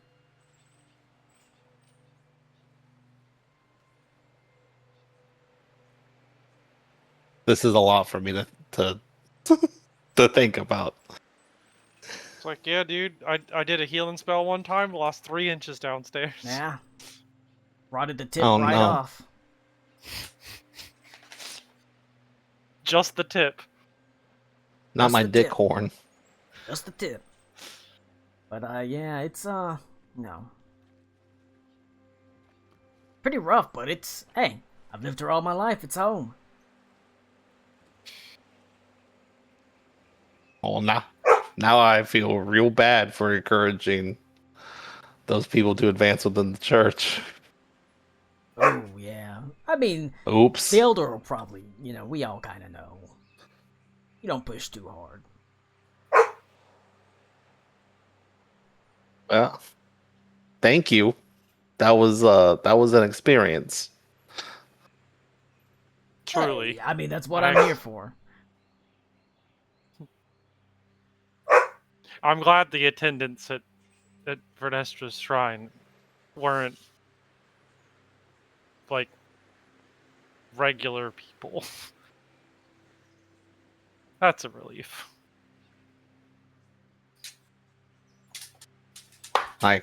I'd start to say blessings of Sayanin, and then I'd stop and I'd say Melora. Blessings of Set. No, Melora. Sorry. Force of habit. Oh, well. My bad. He's trying Melora, but, I wouldn't have been offended or anything by that. I mean, there's I plenty. mean, you can have Sayanin's blessings as well. Look, there's a lot of things in this world to be worried about. Getting the wrong, slightly wrong blessing. That's pretty low down there on the things I'm worried about. I mean, I would like to have both. I will take Yeah. two. Oh, you never know. You can always walk in the light of, and the love of many goddesses.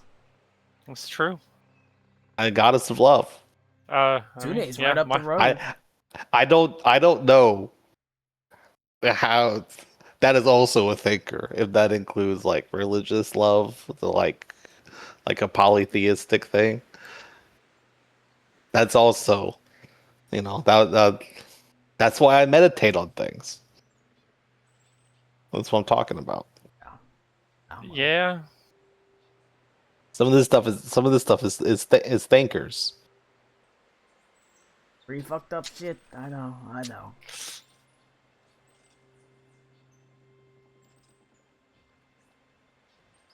Well, with that answered, I guess I go back. Yeah. Hey, thanks for visiting the shrine. I would, maybe go visit the Shrine of Sayanin, but I'm not on great terms with Deirdre, so it is what it is.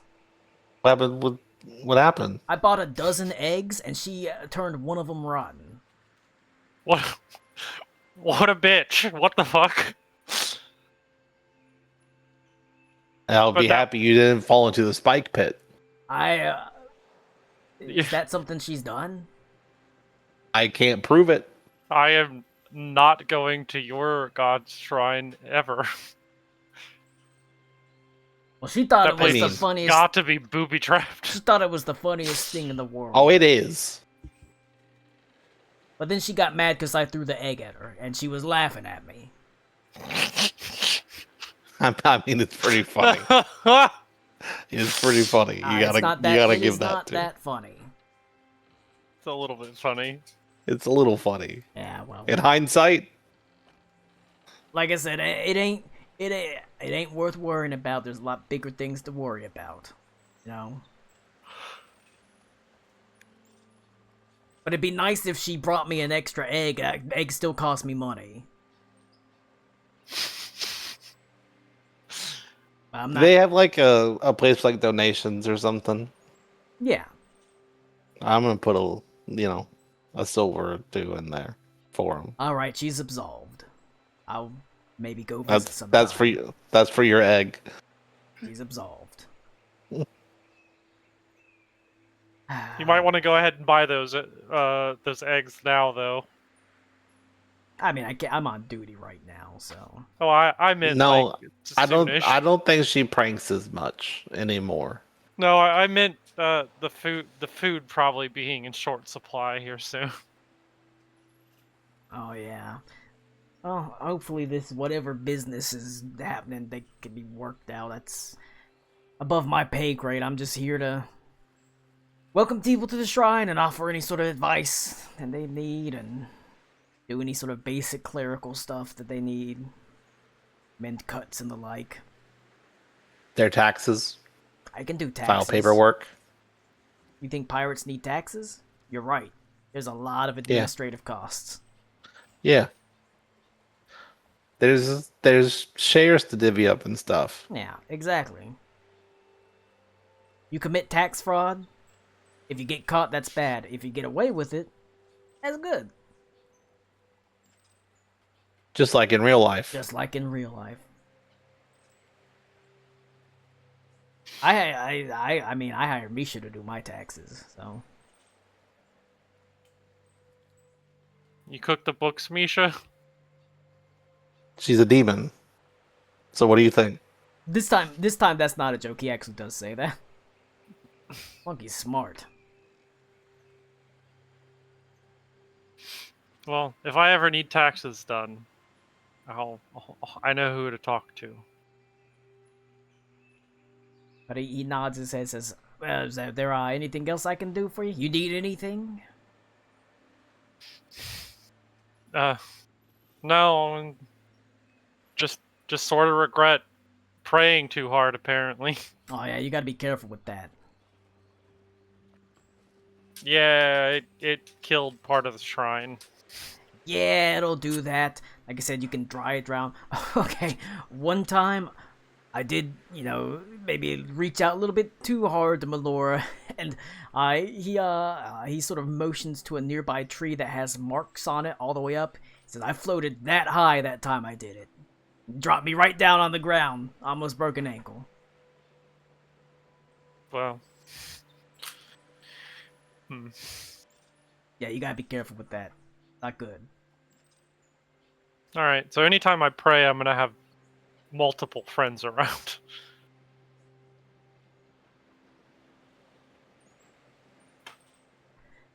Well, anything Well, else? I'm gonna head on. It's like thank you for your time. Thank you for donations. Thank you for visiting. Blessings of Melora. And watch out for spike pits. Watch out for spike pits. I'll keep that in mind. Just not going to, what was it, Sayany? Just not going to the shrine. Problem solved. It's a very nice place. They're very nice there. I'm sure. They're lovely people.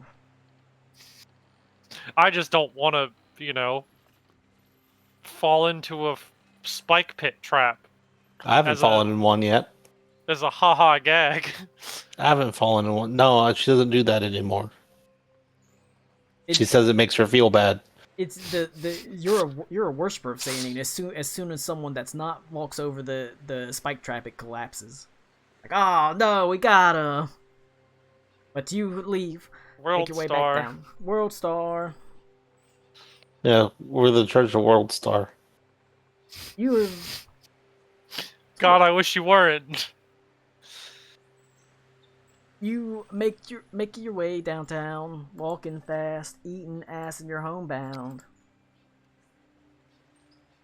Let's see. You make your way back to the actual town of Elvalindra, having met with the various priests and shrine tenders on your journey, having learned quite a bit of interesting information about how religion actually works, and potentially why Umberlee can be such a prominent force within the city of Alvalindra, and indeed on the entire island. Not only Yeah, because she fucking kills you. not only can it seems she's laid claim and is willing to enact bodily harm, there is indeed a prominent high priestess that doesn't seem to be the queen of tides. I don't think the little bit I was at that shrine, I got to speak to the High Priestess, correct? Because, No. we were interrupted before any of that would have happened. Is it me? Am I the high priestess? Yeah, you're level 30 now. But you have to be Umberly themed. Oh man, I drowned myself. Yep. You're drowned and you're Man. reborn. Alright. You had your little excursion. Does Misha just like Oh yeah, stay the entire time? Misha stays the whole time. Hell yeah.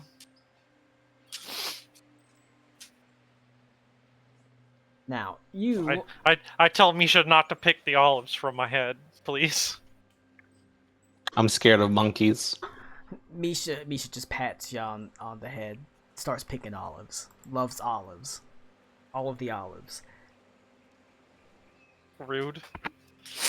Everyone else, however, you like I said, you find some interesting stuff. You learn some interesting things about the religion on this island and Umberly, a high priestess, and you know, just sort of there's some weird shit going on this island beyond just people worshiping Umberly. Everyone else, you know, you're helping around town. Vogan's still pulling freaking dead animal carcasses into bonfires alongside other refugees. What's Ilinar doing? That's a really good question. I We'll gotta space that switch right to now. My phone. The This problem damn is we did dog. too much talking. There should have been a fight somewhere in here. Yeah. That's okay. I'm gonna see. Is the Queen of Thorns still here? Is she still chilling with us? No. She Okay. left.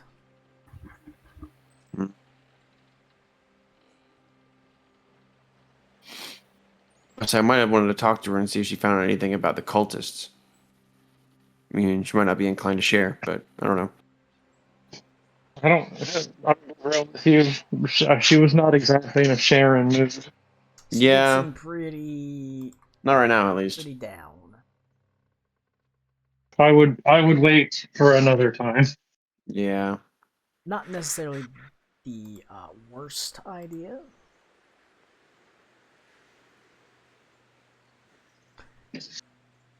Hmm. You know, you can always worry about that tomorrow. You know. You can Yeah, spend the I was day thinking, helping ooh, people. would it be, or yeah, about to say we had a bunch of shit washing up on the beach. Is that cleaning still going on? Yes. I'll help. I'm gonna keep using my floating disc, and I'll help. I mean, Max, that's a lot of whale. I don't know if you know how big a whale is. I could try. I don't know if you Got know the how little big pieces. his disc is. Yeah, it's a huge disc. I just meant like that's not a like in an afternoon kind of thing. It is with the disc. It's just like launches that Yeah. shit. You don't fuck with the disc. All right, but you help him. Between you and Vogan, as well as several, many other people, you do get at least everything pulled to the fires. So by the end of the day, the beaches are mostly cleaned, and any sort of thing that all the animals that need to be burned are piled up at the far, well away from Alvalindra itself, having had everyone just drag it down the beach. There are huge divots and plow marks across the sands, as you can see, where things were pulled away. It's exhausting work. But, at the end of the day, very successful, as Elf comes down and sort of says, "Alright, did good work. Salty Dog's got free drinks for all of you. Every single one of you. Drink to your heart's content." And there's a loud cheer. Can't get drunk, but I do it anyway.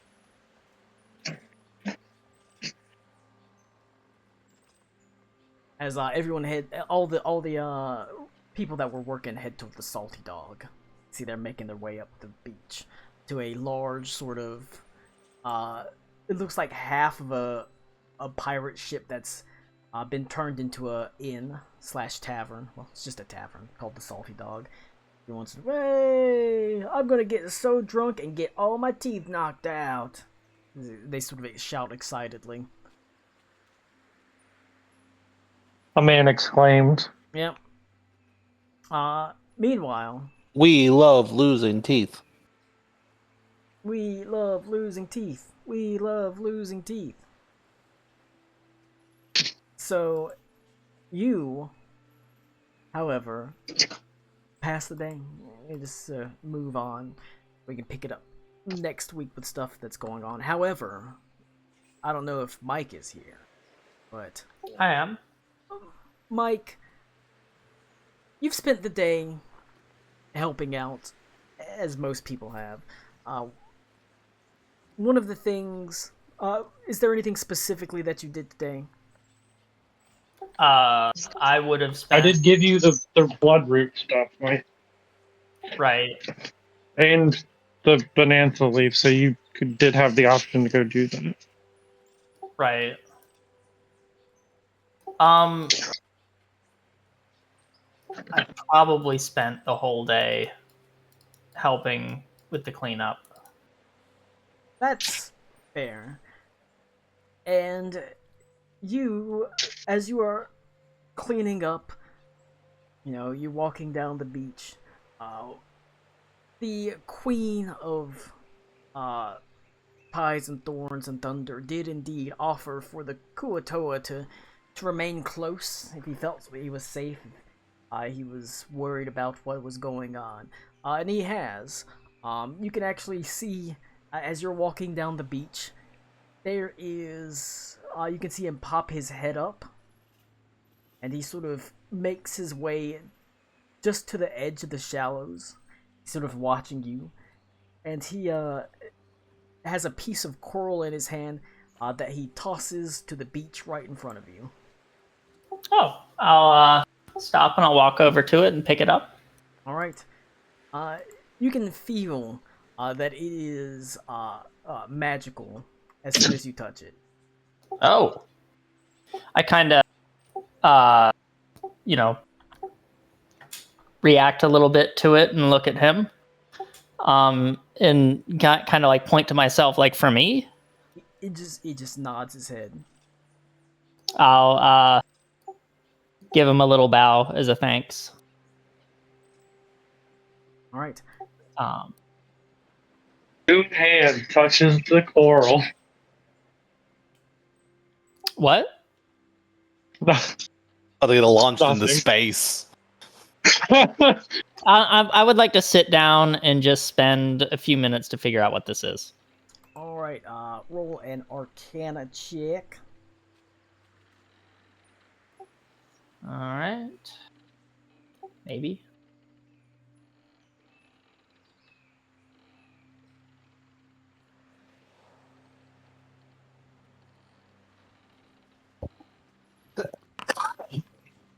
All right.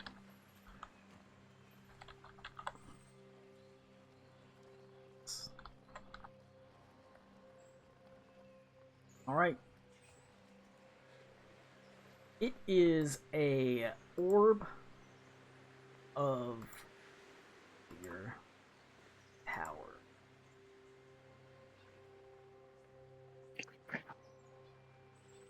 Oh yeah, you got a fire spell. All right, it is an orb of fiery condemnation. Heck yeah. It gives you a +1 bonus to your implement attack rolls and damage rolls, and it also, whenever as a free action, daily free action, whenever you deal fire damage to an enemy, they take ongoing 5 fire damage. Hell yeah. Ooh. But he tosses that to you. Thank you. Then he doesn't say anything. Yep. Goes back beneath the water. A gift. I'm satisfied with myself. And continue down the beach. All right. Beyond that, is there, unless there's something particularly you want to seek out, Nah. we'll end it there because it's after midnight. Yeah. But yeah, so some shit going on. Yep. There's Don't pray. don't pray too hard. You're gonna piss Umberly off. Cancerous tumors forming on fish. There's Kuatoa civil war. It looks like shit is kind of fucked up, but we'll figure all that out later.